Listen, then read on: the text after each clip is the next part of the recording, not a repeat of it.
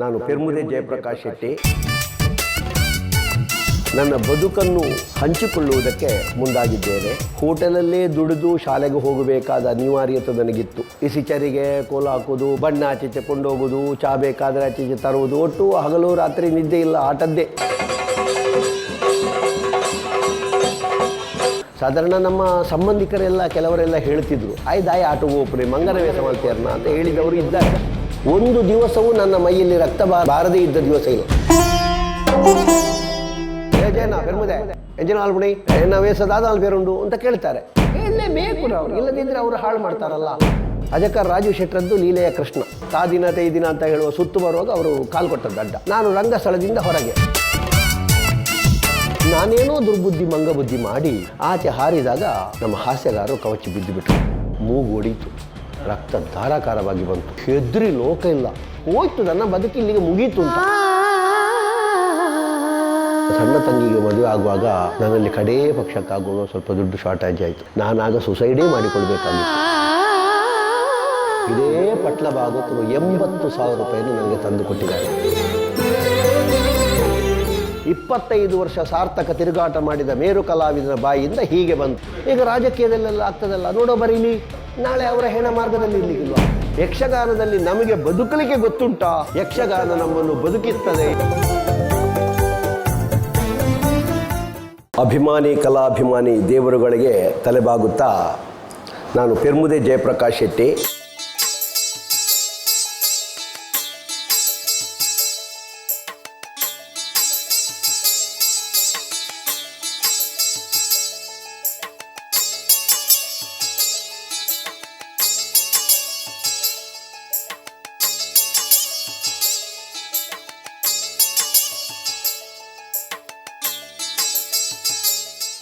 ನಿಮ್ಮ ಮುಂದೆ ನನ್ನ ಬದುಕನ್ನು ಹಂಚಿಕೊಳ್ಳುವುದಕ್ಕೆ ಮುಂದಾಗಿದ್ದೇನೆ.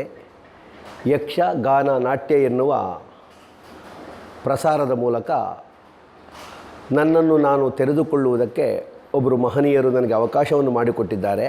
ಅವರಿಗೆ ಅನಂತಾನಂತ ಧನ್ಯವಾದಗಳನ್ನು ಹೇಳುತ್ತಾ, ಯಕ್ಷಗಾನ ಎನ್ನುವುದು ಮಿರಿಮಿರಿಯಾಗಿ ಕಾಣುತ್ತದೆ, ಆದರೆ ಅದರಲ್ಲಿ ನಟಿಸಬಹುದಾದ ಒಬ್ಬ ಕಲಾವಿದನ ಅಂತರಂಗ ಏನು ಎನ್ನುವುದು ಕೇವಲ ಕಲಾವಿದನ ಕಲಾ ಪ್ರದರ್ಶನವನ್ನು ನೋಡಿದಾಗ ಗೊತ್ತಾಗುವುದಲ್ಲ. ಅವನ ಆಂತರ್ಯವನ್ನು ಹೀಗೆ ಮಾಧ್ಯಮವೊಂದು ಪ್ರತ್ಯೇಕವಾಗಿ ಪ್ರಮುಖವಾಗಿ ಅವನನ್ನು ಲಕ್ಷಿಸಿ ಕೇಳಿದಾಗ ಮಾತ್ರ ತೆರೆದುಕೊಳ್ಳುವುದಕ್ಕೆ ಸಾಧ್ಯವಾಗ್ತದೆ. ರಂಗದಲ್ಲಿ ಒಬ್ಬ ಕಲಾವಿದ ಯಾವುದೇ ನೋವಿದ್ದರೂ ಆ ಪಾತ್ರಕ್ಕೆ ನೋವಾಗದಂತೆ ತನ್ನನ್ನು ತಾನು ಎತ್ತರಿಸಿಕೊಳ್ತಾನೆ, ಬಿತ್ತರಿಸಿಕೊಳ್ತಾನೆ.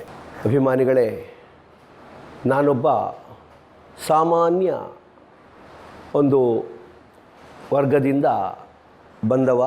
ನನ್ನ ತಂದೆಯವರು ಕುಡಾಲ್ಗುತ್ತು ಬಾಲಕೃಷ್ಣ ಶೆಟ್ಟರು ಅಂತ. ನನ್ನ ಅಮ್ಮ ಲೀಲಾವತಿ ಶೆಟ್ಟಿ. ಅವರ 4 ಮಂದಿ ಮಕ್ಕಳಲ್ಲಿ ನಾನು ಪ್ರಥಮದವ. 1975 26/4/75 ಇಸವಿಯಲ್ಲಿ ನನ್ನ ಜನ್ಮ. ಬಾಲ್ಯದಲ್ಲೇ ಬಹಳ ಬಡತನ ಇತ್ತು. ತಂದೆಯವರೊಂದು ಸಣ್ಣ ಹೋಟ್ಲು ನಡೆಸ್ತಾ ಇದ್ದರು. ಅದೇ ನಮಗೆ ಜೀವನಾಧಾರ ಆಗಿತ್ತು. ಏನೋ ಹಿರಿಯರು ಮಾಡಿದ್ದರಲ್ಲಿ ಅಷ್ಟೋ ಇಷ್ಟೋ ಸ್ವಲ್ಪ ಗದ್ದೆ ಎಲ್ಲ ಇತ್ತು. ಅದು ಒಂದು ಬೆಳೆ ಆಗುವ ವ್ಯವಸಾಯ ಭೂಮಿ. ಅದನ್ನು ಹಿಡ್ಕೊಂಡು ಹೊಟ್ಟೆ ಹೊರೀಲಿಕ್ಕೆಲ್ಲ ಬಹಳ ಕಷ್ಟ ಇತ್ತು. ನಾನು ಕೆಲವು ಹೋಟ್ಲುಗಳನ್ನು ಆಶ್ರಯಿಸಿದ್ದೇನೆ. ಅಲ್ಲಿ ಪ್ರಥಮದಲ್ಲಿ ಟೇಬಲ್ ಕ್ಲೀನ್ ಮಾಡೋದು. ಆಗೆಲ್ಲ ಒಂದು ಹೋಟ್ಲಲ್ಲಿ ಇಬ್ಬರು, ಒಬ್ಬ ಟೇಬಲ್ ಕ್ಲೀನ್ ಮಾಡಿದರೆ ಒಬ್ಬ ಮೋರಿಯಲ್ಲಿ ಒಳಗೆ ತೊಳಿಬೇಕು. ಅದು 7 ದಿವಸಕ್ಕೊಮ್ಮೆ ಬದಲಾಗೋದು. ಒಳಗೆ ತೊಳೆದವ ಮತ್ತೆ 7 ದಿವಸ ಹೊರಗಿದ್ದವ ಒಳಗೆ, ಹೀಗೆಲ್ಲ ಇತ್ತು. ನಾನು ಮಾಡಿದ್ದೇನೆ ಆ ಕೆಲಸವನ್ನು.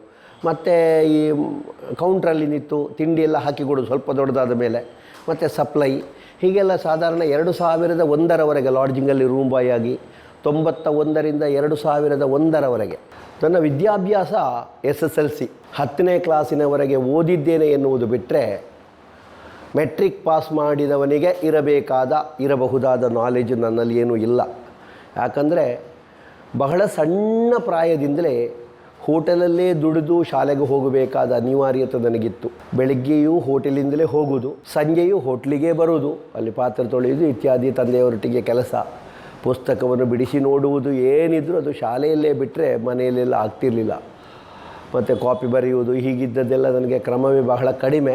ತರಗತಿಯಲ್ಲೆಲ್ಲ ಅದಕ್ಕೆ ಬೇಕಾಗಿ ಕೆಲವು ಸಲ ಪೆಟ್ಟು ತಿಂದದ್ದು ಉಂಟು. ಕೆಲವು ಸಲ ಮಾಸ್ಟರುಗಳು ಸುಮ್ಮನೆ ಕೂತುಕೊಳ್ತಿದ್ದರು ಬಡತನವನ್ನು ಎಣಿಸಿ. ಹೀಗೆ ನಮ್ಮ ವಿದ್ಯಾಭ್ಯಾಸ ಮುಂದೆ ಮುಂದೆ ಹೋಯಿತು. 4ನೇ ಕ್ಲಾಸು ಕಳೆದ ಮೇಲೆ 5ನೇ ಕ್ಲಾಸು ಶಾಲೆಗೆ ಹೋಗುವಾಗ ಅಲ್ಲಿ ನಮ್ಮ ತಂದೆಯವರು ಸ್ವಲ್ಪ ಹವ್ಯಾಸಿ, ಅರ್ಥಧಾರಿ. ನಮ್ಮ ಅಜ್ಜ ಒಬ್ಬರು ತಂದೆಯವರ ಮಾವ ಕುಡಾಲು ಗುತ್ತು ಬಾಬು ಶೆಟ್ಟರು ಅಂತ, ಅವರಿಗೂ ಒಂದು ಹೋಟ್ಲಿತ್ತು. ಆ ಹೋಟ್ಲಲ್ಲಿ ವಾರಕ್ಕೊಂದು ಕೂಟ ಅಂತ ಮಾಡಿಸ್ತಿದ್ರು. ಆ ಕೂಟದಲ್ಲಿ ಬಹಳಷ್ಟು ಮಂದಿಗಳೆಲ್ಲ ಅರ್ಥ ಹೇಳಲಿಕ್ಕೆ ಬರ್ತಿದ್ದರು. ಅದರಲ್ಲಿ ಪ್ರಮುಖವಾಗಿ ನನಗೆ ನೆನಪಿರುವ ಒಂದು ಹೆಸರು ಅಂತ ಹೇಳಿದರೆ ದಾಸರಡ್ಕ ರಾಮಕುಲಾಲರು, ಮತ್ತೊಬ್ಬರು ಪಂಜ ಮಹಲಿಂಗ ಅಂತ, ಅವರು ಪಾಟಾಳಿಯವರು. ಮತ್ತು ಹೀಗೆ ಕೆಲವು ಮಂದಿಗಳೆಲ್ಲ ಬರ್ತಿದ್ದರು. ಈ ಪೂಕಳ ಲಕ್ಷ್ಮೀನಾರಾಯಣ ಭಟ್ರು, ಹೀಗೆಲ್ಲ ಕೆಲವು ಮಂದಿಗಳೆಲ್ಲ ಬರ್ತಿದ್ದರು. ಅಷ್ಟು ನೆನಪಿಲ್ಲ ನನಗೆ. ಹಾರ್ಮೋನಿಯಂ ಬಾರಿಸಲಿಕ್ಕೆ ಅಂದರೆ ಗಾಳಿ ಹಾಕಿ ಪದ್ಯ ಹೇಳುವಾಗ ನಾನು ಹಿಂದಿನಿಂದ ಗಾಳಿ ಹಾಕ್ತಾಯಿದ್ದೆ. ಒಂದು ದಿವಸ ಏನೋ ತಾಳಮದ್ದಳೆ ನಡೆಯುವಾಗ ಅನಿವಾರ್ಯ ಕಾರಣದಿಂದ ಯಾರೋ ಒಂದು ಪಾತ್ರ ಮಾಡಲಿಕ್ಕೆ ಬರಲಿಲ್ವೋ ಅಥವಾ ಆ ಪಾತ್ರ ಬೇಕು ಅಂತ ಆಯಿತಾ ಹೇಗೆ ಅಂತ ನನಗೀಗ ನೆನಪಿಲ್ಲ. ತಂದೆಯವರು ಅಜ್ಜ ಎಲ್ಲ ಹೇಳಿ ನಾನೊಂದು ಸೀತಾಪಹಾರದ ಮಾರೀಚನ ಅರ್ಥ ಹೇಳಿದ್ದೇನೆ. ಅದು 5ನೇ ಕ್ಲಾಸಿನಲ್ಲಿರುವಾಗ. ಏನು ಹೇಳಿದ್ದೇನೆ ಅಂತ ಗೊತ್ತಿಲ್ಲ. ಸ್ವಲ್ಪ ಸ್ವಲ್ಪ ಕನ್ನಡ ಮಾತಾಡಲಿಕ್ಕೆ ಸ್ಪಷ್ಟವಾಗಿ ಆಗಲೇ ನನಗೆ ಬರ್ತಿತ್ತು, ಮಾಡಿದೆ. 7ನೇ ಕ್ಲಾಸು ಶಾಲೆಗೆ ಹೋಗುವಾಗ ದಾಸರಡ್ಕ ರಾಮಕುಲಾಲರು ನಮ್ಮ ಊರಲ್ಲಿ ಒಂದು ಆಟಕ್ಕೆ ಅಭ್ಯಾಸ ಕೊಡ್ತಿದ್ದರು. ಅದು ಕೋಟಿ ಚೆನ್ನಯ ಪ್ರಸಂಗ ತುಳುವಿನಲ್ಲಿ. ಆಗ ನನಗೂ ಒಂದು ವೇಷ ಕೊಟ್ಟಿದ್ದರು. ಸಣ್ಣ ಚೆಂಡಾಟ ಆಡುವ ಬುದ್ಧಿವಂತನಲ್ಲಿ ಮಾತಾಡುವ ಚೆನ್ನಯ್ಯನ ಪಾತ್ರ. ಅದಕ್ಕೆ ಬೇಕಾದ ನಾಟ್ಯವನ್ನು ನನಗೆ ಕಲಿಸಿದವರು ಶ್ರೀಯುತ ಬಾಬು ಕುಡಾಲು ಅಂತ. ನನ್ನ ಅಜ್ಜ ಅಲ್ಲ, ಬಾಬು ಕುಡಾಲು ಅಂತ ಒಬ್ಬರು ಭೂತಕೋಲ ಕಟ್ಟುವವರು. ಅವರು ಒಳ್ಳೆಯ ಭಾಗವತಿಕೆಯೂ ಮಾಡ್ತಿದ್ದರು. ಅವರ ತಮ್ಮ ಚೆಂಡೆಯೂ ಬಾರಿಸ್ತಿದ್ದರು. ಹಾಗೆ ಅವರು ನನಗೆ ಸ್ವಲ್ಪ ಒಂದು ಏರು ಪದ್ಯಕ್ಕೆ ಹೋಗುವುದು ಮತ್ತು ಆ ಪ್ರಸಂಗದಲ್ಲಿ ಆ ಚೆನ್ನಯ್ಯನಿಗಿರಬಹುದಾದ ಪದ್ಯಕ್ಕೆ ಏನೆಲ್ಲ ಬೇಕೋ ಅದನ್ನೆಲ್ಲ ಕಲಿಸಿ ನಮ್ಮ ಹೋಟ್ಲಿಂದಲೇ ನನ್ನನ್ನು ವಾರಕ್ಕೊಮ್ಮೆಲಿಗೆಲ್ಲ ಕರ್ಕೊಂಡು ಹೋಗ್ತಿದ್ದರು. ಹಾಗೊಂದು ವೇಷ ಮಾಡಿದ್ದೇನೆ.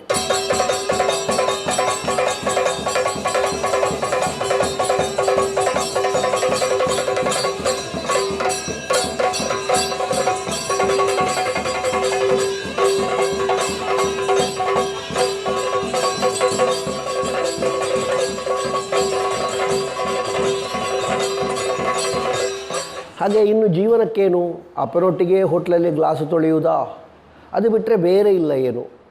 ಆಗ ಉದಯವಾಣಿ ಪೇಪರ್ ಓದಿದ ಒಬ್ಬ ಹಿರಿಯ ನಮಗೆ ಬಂಧು ಆಗಬೇಕಾದವರು ಐತಪ್ಪ ಶೆಟ್ಟರು ಅಂತ ಹೇಳುವರು ನನ್ನ ತಂದೆಯವರಲ್ಲಿ ಹೇಳಿದರು, ನಿನ್ನ ಮಗನನ್ನು ಯಕ್ಷಗಾನಕ್ಕೆ ಸೇರಿಸಬಹುದಲ್ಲ ಮಾರಾಯ, ಧರ್ಮಸ್ಥಳದಲ್ಲಿ ಧರ್ಮಾರ್ಥ ನಾಟ್ಯ ಕಲಿಸ್ತಾರೆ, ಅಲ್ಲಿಗೆ ಸೇರಿಸು. ನಿನ್ನ ಮಾವ ಅಲ್ವಾ ಗೊಂಪೆಯವರು, ನಿನ್ನ ಬಾವ ಅಲ್ವಾ ಪೆರುವಯ್ಯವರು. ಈಗ ನನಗೆ ಸರಪಾಡಿ ಅಶೋಕ್ ಶೆಟ್ಟರು ಮಾವನೇ, ಆದರೆ ಆಗ ನನ್ನ ಅತ್ತೆಯನ್ನವರಿಗೆ ಮದುವೆ ಆಗಿರಲಿಲ್ಲ. ಇದು ಅದಕ್ಕಿಂತ ಮೊದಲು ಸಾಧಾರಣ 91ನೇ ಇಸವಿಯಲ್ಲಿ ಮಾರ್ಚಲ್ಲಿ. ಆಗ ಯಕ್ಷಗಾನಕ್ಕೆ ಸೇರುವುದು ಅಂತಾಯಿತು. ಆಗ ಶ್ರೀಯುತ ಶ್ರೀಧರ ಭಂಡಾರಿಯವರ ಮೇಳ, ಕಾಂತಾವರ ಮೇಳ, ಅದರಲ್ಲಿ ಪೆರುವಾಯಿ ನಾರಾಯಣ ಶೆಟ್ಟರು ಪ್ರಮುಖ ವೇಷಧಾರಿಯಾಗಿದ್ದರು. ಹಾಗೆ ಒಂದು ತಿಂಗಳು ಏಪ್ರಿಲಲ್ಲಿ ಒಂದು 27-29 ದಿವಸವೋ ಏನೋ ನಾನು ಆ ಮೇಳಕ್ಕೆ ಹೋಗಿದ್ದೆ. ಆಗ ನನಗೇನು ಗೊತ್ತಿಲ್ಲ. 91ರ ಮಾರ್ಚಲ್ಲಿ ನನಗೆ SLC ಆಗಿತ್ತು.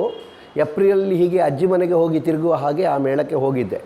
ಏನೋ ಇಸಿಚರಿಗೆ ಕೋಲು ಹಾಕೋದು ಮತ್ತು ಬಣ್ಣ ಆಚೀಚೆ ಕೊಂಡೋಗೋದು, ಚಹಾ ಬೇಕಾದರೆ ಆಚೀಚೆ ತರುವುದು, ಒಟ್ಟು ಹಗಲು ರಾತ್ರಿ ನಿದ್ದೆ ಇಲ್ಲ, ಆಟದ್ದೇ ಒಟ್ಟು. ಹಾಗೊಂದು ಯಕ್ಷಗಾನದಲ್ಲಿ ಹೇಳುವುದಿದ್ದರೆ ಚೆರಿಗೆಯ ಅನ್ನ ಅಂತ ನಾನು ತಿಂದದ್ದು ಶ್ರೀಯುತ ದಿವಂಗತ ಶ್ರೀಧರ ಭಂಡಾರಿಯವರ ಮೇಳದಲ್ಲಿ, ನನ್ನ ಪ್ರಥಮದ ಚೆರಿಗೆಯ ಅನ್ನ. ಆ ನಂತರ ಜೂನ್ ತಿಂಗಳಲ್ಲಿ ಅಲ್ಲಿ ಧರ್ಮಸ್ಥಳದಲ್ಲಿ ಎಲ್ಲ ಅವರು ಇಂಟರ್ವ್ಯೂ ಅಂತ ಮಾಡ್ತಾರೆ, ಅದಕ್ಕೆ ಹೋಗಬೇಕು ಅಂತ ಯಾರು ಹೇಳಿದರು. ಹಾಗೆ ಹೋಗಬೇಕಾದ್ರೆ ನಮಗೆ ಅಲ್ಲಿ ತಿಳುವಳಿಕೆ ಬೇಕಲ್ಲ. ನಡುಗುಡ್ಡೆಯ ಜಯಂತ ನಾಯಕರು ಅಂತ ಒಬ್ಬರು BC ರೋಡು ಪಾಣೀರ್ ಶಾಲೆಯಲ್ಲಿ ಮಾಸ್ಟ್ರಾಗಿದ್ದರು, ಈಗ ರಿಟೈರ್ಡ್ ಅವರು ನಮ್ಮ ನಡುಗುಡ್ಡೆಯವರು. ಅವರು ನನ್ನ ಅಪ್ಪಯ್ಯನ ಕ್ಲಾಸ್ಮೇಟ್ ಅಂತೆ, 3ನೇವರೆಗೆ ಅವರು ಒಟ್ಟಿಗೆ ಶಾಲೆಗೆ ಹೋದಂತೆ. ಹಾಗೆ ಅವರೊಮ್ಮೆ ಅವರ ಮೂಲ ಮನೆಗೆ ಬಂದಿರುವಾಗ ನನ್ನ ಅಪ್ಪ ಹೇಳಿದರು, ಅವರು ಬೇಕಾದ ಸಲಹೆ ಕೊಟ್ಟರು. ಅವರೇ ಧರ್ಮಸ್ಥಳಕ್ಕೆ ನನ್ನ ಅಪ್ಪನೂ ಅವರು ಇಬ್ಬರು ಕರ್ಕೊಂಡು ಹೋದರು. ಅಲ್ಲಿ ಇಂಟರ್ವ್ಯೂ ಎಲ್ಲ ಆಯಿತು. ಈಗ ನನಗೆ ಗೊತ್ತಾಗ್ತದೆ ಅಲ್ಲಿ ಓದಲಿಕ್ಕೆ ಕೊಟ್ಟದ್ದು ಜೈಮಿನಿ ಭಾರತ ಅಂತ. ಅಂದರೆ ಏನೋ ನನಗೆ ತಿಳಿದ ಹಾಗೆ ಓದಿದ್ದೇನೆ. ವಧುವಿನಂಬ ಕಚಕೋರ ಕಂಬಿರಿಯೇ ಈ ಒಂದು ಇಂಥದ್ದು. ಮತ್ತು ನನಗೆ ಗೊತ್ತಿದ್ದ ನಾಟ್ಯವನ್ನೆಲ್ಲ ಮಾಡಲಿಕ್ಕೆ ಹೇಳಿದರು, ಮಾಡಿದೆ. ಮತ್ತು ಅಲ್ಲಿ ಶ್ರೀಧರ ರಾವ್, ಕುಂಬ್ಳೆ ಶ್ರೀಧರ ರಾಯರು ಇಂಟರ್ವ್ಯೂವನ್ನು ಮಾಡುವ ಮಾಸ್ಟ್ರುಗಳಲ್ಲಿ ಒಬ್ಬರು ಅವರು ಆಗಿದ್ದರು. ನನ್ನ ತಂದೆಯವರು ಅವರಿಗೆ ನಮಸ್ಕಾರ ಕೊಟ್ಟು ಮಲಯಾಳದಲ್ಲಿ ಇವ ನನ್ನ ಮಗ, ಇವನನ್ನೊಂದು ಹೇಗಾದರೂ ಸೇರುವ ಹಾಗೆ ಮಾಡಿ ಅಂತೆಲ್ಲ ಹೇಳಿದರು.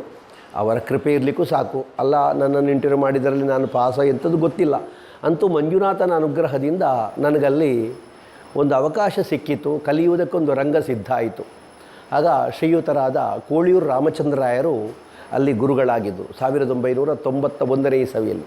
ನನ್ನ ಒಡನಾಡಿ ಕಲಾವಿದರು ಅಂತ ಹೇಳಿದರೆ ಅಲ್ಲಿ ಕಲಿತದ್ದರಲ್ಲಿ ಈಗ ಇರುವುದರಲ್ಲಿ ಅಮ್ಮುಂಜೆ ಮೋಹನ್ ಕುಮಾರರು ನನ್ನ ಸಹ ಕಲಾವಿದ, ಅಲ್ಲಿ ಒಟ್ಟಿಗೆ ಓರಗೆಯ ವಿದ್ಯಾರ್ಥಿ ಅಂತ ಹೇಳ್ಬೋದು. ಕೇಂದ್ರದಲ್ಲಿ ನಾನು ಬಹಳ ಚುರುಕಿರಲಿಲ್ಲ. ಕನ್ನಡ ಒಂದು ಮಾತಾಡ್ತಿದ್ದೆ, ಬಿಟ್ಟರೆ ಒಳ್ಳೆಯ ರೂಪ ಅಲ್ಲ. ಆಗ ಕಪ್ಪಾಗಿ ಬಗ್ಗಿ ಎಲ್ಲ ಇದ್ದೆ. ಮತ್ತು ಕುಣಿಲಿಕ್ಕೆಲ್ಲ ನನಗೆ ಲಯಜ್ಞಾನ ಎಲ್ಲ ಬಹಳ ಕಡಿಮೆ ಇತ್ತು. ದಿಂಗಿಣ ಹಾರುವಾಗಲೂ ಒಂದೆರಡು ಹಾರಿ ಮೂರನೇ ಹಾರುವಿಕೆಗೆ ನಾನು ರಂಗದಿಂದ ಹೊರಗೆ ಹೋಗ್ತಿದ್ದೆ. ಹೀಗೆ ಆದರೆ ಗುರುಗಳಿಗೆ ನನ್ನ ಮೇಲೆ ಅಪಾರವಾದ ಪ್ರೀತಿ ಇತ್ತು. ಯಾಕಂದರೆ ನಾನು ಕನ್ನಡ ಮಾತಾಡ್ತೇನೆ ಎನ್ನುವುದೊಂದು. ಇನ್ನೊಂದು, ಗುರುಗಳೊಟ್ಟಿಗೆ ರಾತ್ರಿ ಅಲ್ಲಿ ಪರಿಸರದಲ್ಲಿ ಆಗುವ ತಾಳಮದ್ದಳೆಗೆಲ್ಲ ಹೋಗ್ತಿದ್ದೆ. ಎರಡು ಕಾರಣಗಳಿಂದ ನನಗೆ ರಾತ್ರಿ ನಿದ್ದೆ ಕೆಡುವುದಂದರೆ ಆಗಲೇ ಬಹಳ ಪ್ರೀತಿ.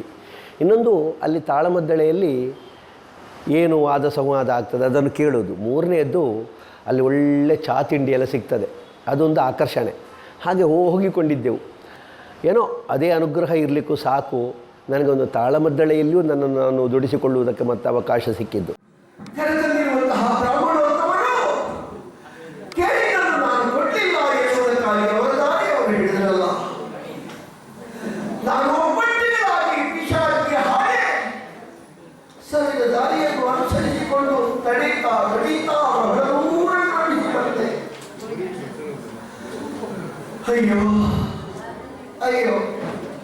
ಆಗ ನನಗೆ ಪ್ರತಿದಿನವೂ ಧರ್ಮಸ್ಥಳ ಕೇಂದ್ರದಿಂದ ಬೂಡಿಗೆ ಅಂದರೆ ನಮ್ಮ ಕ್ಷೇತ್ರಕ್ಕೆ ಹೋಗಲಿಕ್ಕಿತ್ತು.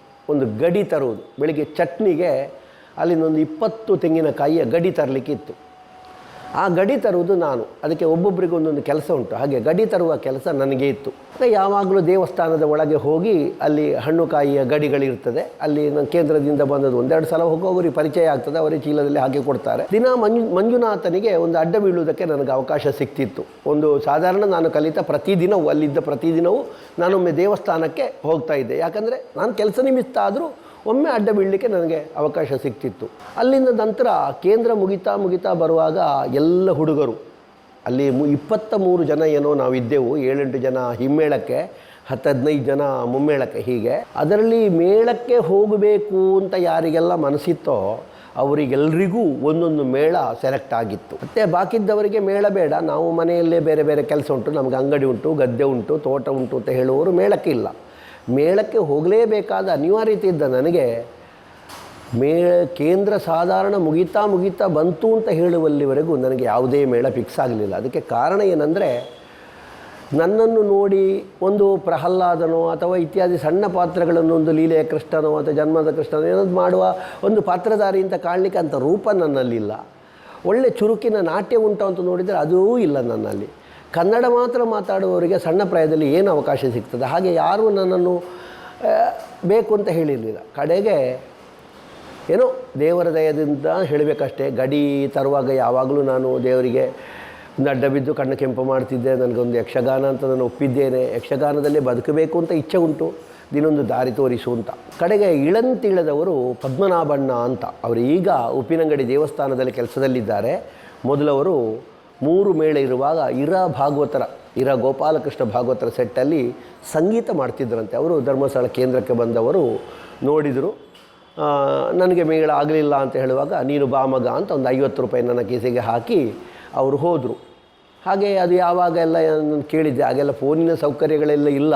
ಹಾಗೆ ಮನೆಗೆ ಹೋಗಿ ಅಪ್ಪನಲ್ಲಿ ಹೇಳಿದೆ, ಕಟೀಲು ಮೇಳದ ಸೇವೆಗೆ ಅಂತ ಹೇಳಿ ನನ್ನನ್ನು ಕರ್ಕೊಂಡು ಹೋದ್ರು ಅಪ್ಪ. ಅಲ್ಲಿ ಅವರು ಸಿಕ್ಕಿದ್ರು. ಸುರುವಿನ ಸೇವೆಗೆಲ್ಲ ನಮಗೆ ವೇಷ ಇರಲಿಲ್ಲ. ಮಾರನೇ ದಿವಸ ಬಟವಾಡೆ ಆಗುವಾಗ ನಮ್ಮನ್ನು ಕರೆದು ಯಾವ ಮೇಳಕ್ಕೆ ಅಂತ ಹಂಚುವ ಕ್ರಮ ಉಂಟು ಅಲ್ಲಿ, ಮಕ್ಕಳು ಯಾವುದರಲ್ಲಿ ಕಡಿಮೆ ಅಂತ. ಹಾಗೆ ನಾನು 2ನೇ ಮೇಳಕ್ಕೆ ಸೇರ್ಪಡೆಯಾದೆ.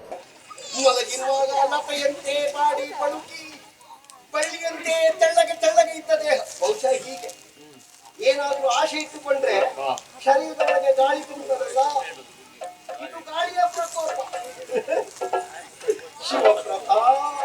ಪಿಡಿದಪ್ಪಿ ಭ್ರಮೆಯಿಂದಲೊಡನೆ ಮುತ್ತಿಸುತ್ತ ಅಡವಿಯೊಳಗೆಲ್ಲನು ಹೊಡುಗುತ್ತಲಿದ್ದ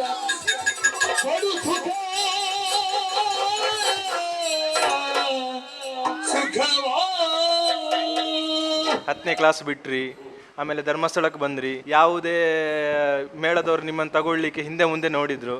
ಇಷ್ಟೆಲ್ಲ ಅವಮಾನ ಆದ್ರೂ ಈಗ ಪೆರ್ಮುದೇವರು ಅಂದರೆ ಅಗ್ರಮಾನ್ಯ ಕಲಾವಿದರಲ್ಲಿ ಒಬ್ಬರು. ಹೇಗೆ ಅದಕ್ಕೆ ಸ್ಫೂರ್ತಿ ಯಾರು? ಶ್ರೀಕಾಂತಣ್ಣ, ಈಗ ನೀವು ಹೇಳಿದ ದೊಡ್ಡ ದೊಡ್ಡ ಕಲಾವಿದರ ಹೆಸರನ್ನು ಹೇಳುವಾಗ ನನಗೆ ರೋಮಾಂಚನ ಆಗ್ತದೆ. ನಾನು ಆ ಮಟ್ಟದಲ್ಲಿ ಚಿಂತಿಸಲಿಕ್ಕೆ ಕೂಡ ನನ್ನಲ್ಲಿ ಸಾಮರ್ಥ್ಯ ಇಲ್ಲ.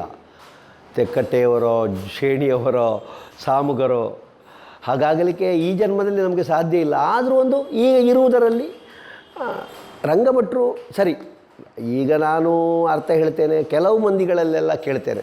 ಈಗ ರಂಗಭಟ್ರ ಎದುರಿಗೆ ನಾನು ವೇಷ ಹೋಗುವಾಗ ನಾನು ಅವರಲ್ಲಿ ಕೇಳ್ತೇನೆ, ನಿರ್ವಂಚನೆಯಿಂದ ಅವರು ನನಗೆ ಹೇಳಿಕೊಡ್ತಾರೆ.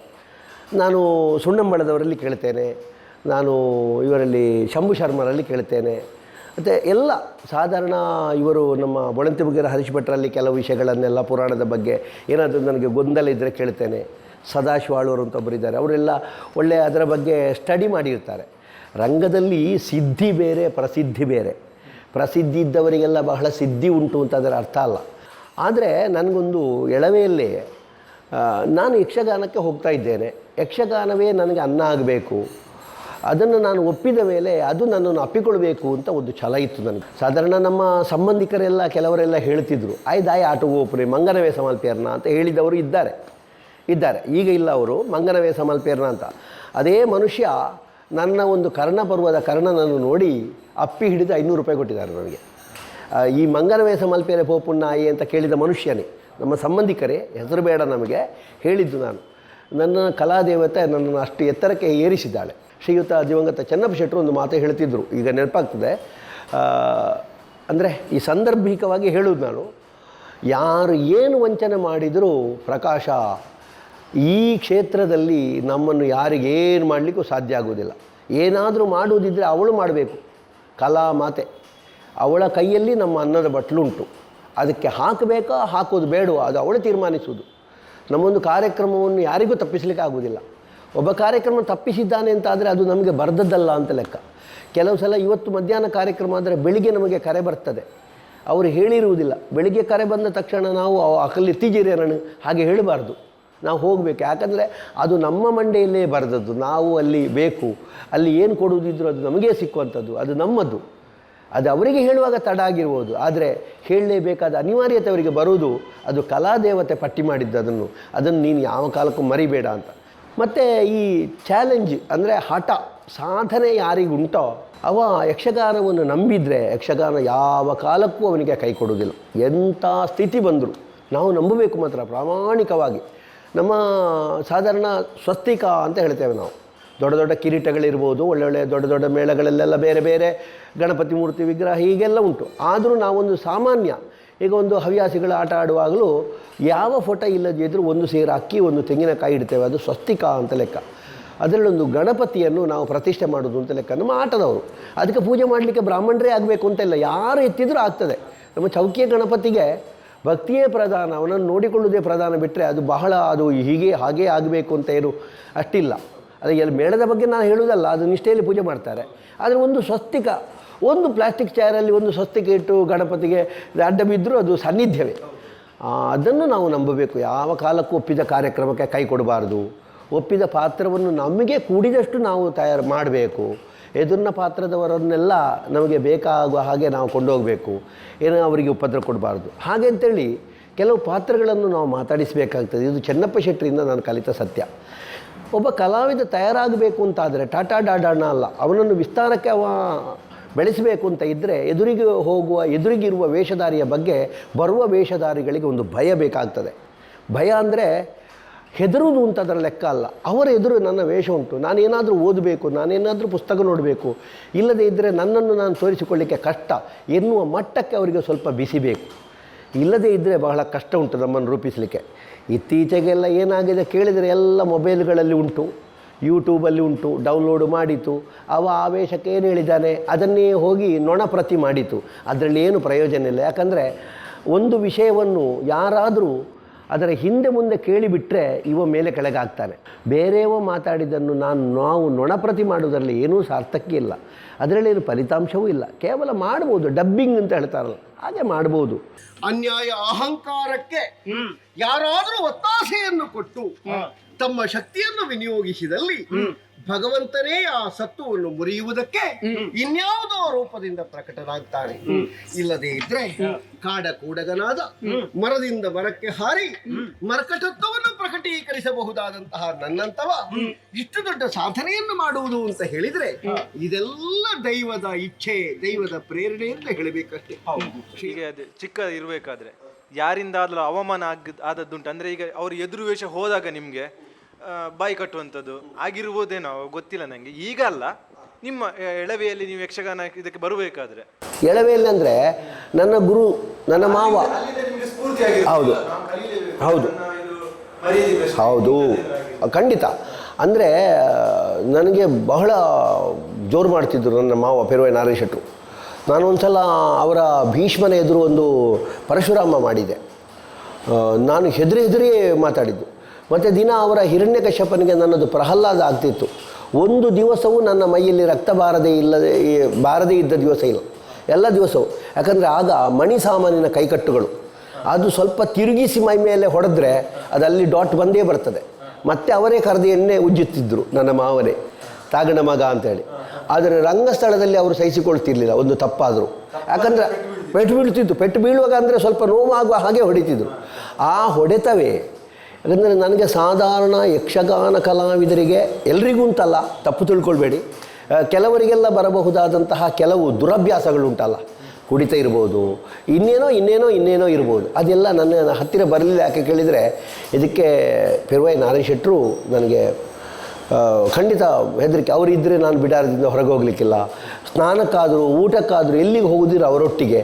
ಆಗ ಒಂದು 8 ವರ್ಷಗಳ ಕಾಲ 91ರಿಂದ 98ರವರೆಗೆ ಅವರು ಒಟ್ಟಿಗೆ ಇದ್ದದ್ದರಿಂದ ಒಂದು ಹೇಳುವುದಿಲ್ವ, ಹೆಣ್ಮಕ್ಕಳು ಸಾಧಾರಣ 18 ಕಳೆಯುವಲ್ಲಿವರೆಗೆ ಏನಾದರೂ ಉಪದ್ರ ಆಗದೇ ಇದ್ದರೆ ಮತ್ತೆ ಅವರ ಏಜಲ್ಲಿ ಅವರನ್ನು ಸಂಭಾಳಿಸಿಕೊಳ್ತಾರೆ ಅಂತ. ಹಾಗೆ ನನಗೂ ಒಂದು 7-8 ವರ್ಷ ತಪ್ಪಬಹುದಾದ ಪ್ರಾಯದಲ್ಲಿ ಸರಿಯಾದ ಮಾರ್ಗದರ್ಶನವನ್ನು ಕೊಟ್ಟವರು ಶ್ರೀಯುತ ಪೆರುವೆ ನಾರಾಯಣ ಶೆಟ್ರು. ಅವರಿಗೆ ಯಾವಾಗಲೂ ನಾನು ಕೃತಜ್ಞನೆ. ನನ್ನ ಬಗ್ಗೆ ಯಾರಾದರೂ ಆಗ ಒಂದು ರ್ಯಾಂಕಿಂಗ್ ಟೈಪು, ಮೇಳಕ್ಕೆ ಹೋದ ಹೊತ್ತಿನಲ್ಲಿ ಕೆಲವು ಮಕ್ಕಳನ್ನು ಕೆಲವು ವಿಷಯದಲ್ಲಿ ನನ್ನ ಬಟ್ಟೆ ಒಗೆದು ಕೊಡ, ಅದು ಕೊಡ, ಇದು ಕೊಡ, ಇದು ತಾ ಇದಕ್ಕೆಲ್ಲ ಅವಕಾಶವೇ ಇರಲಿಲ್ಲ. ಯಾಕಂದರೆ ನಾನು ಪೆರುವೆ ನಾರಾಯಣ ಶೆಟ್ರು ಅಳಿಯ. ಆಗ ಒಂದು ಹಿಂದಿನಿಂದ ಸಪೋರ್ಟ್ ಗಟ್ಟಿ ಇದ್ದದ್ದರಿಂದ ನನ್ನನ್ನು ಯಾರಿಗೇನೂ ಮಾಡಲಿಕ್ಕಾಗಲಿಲ್ಲ.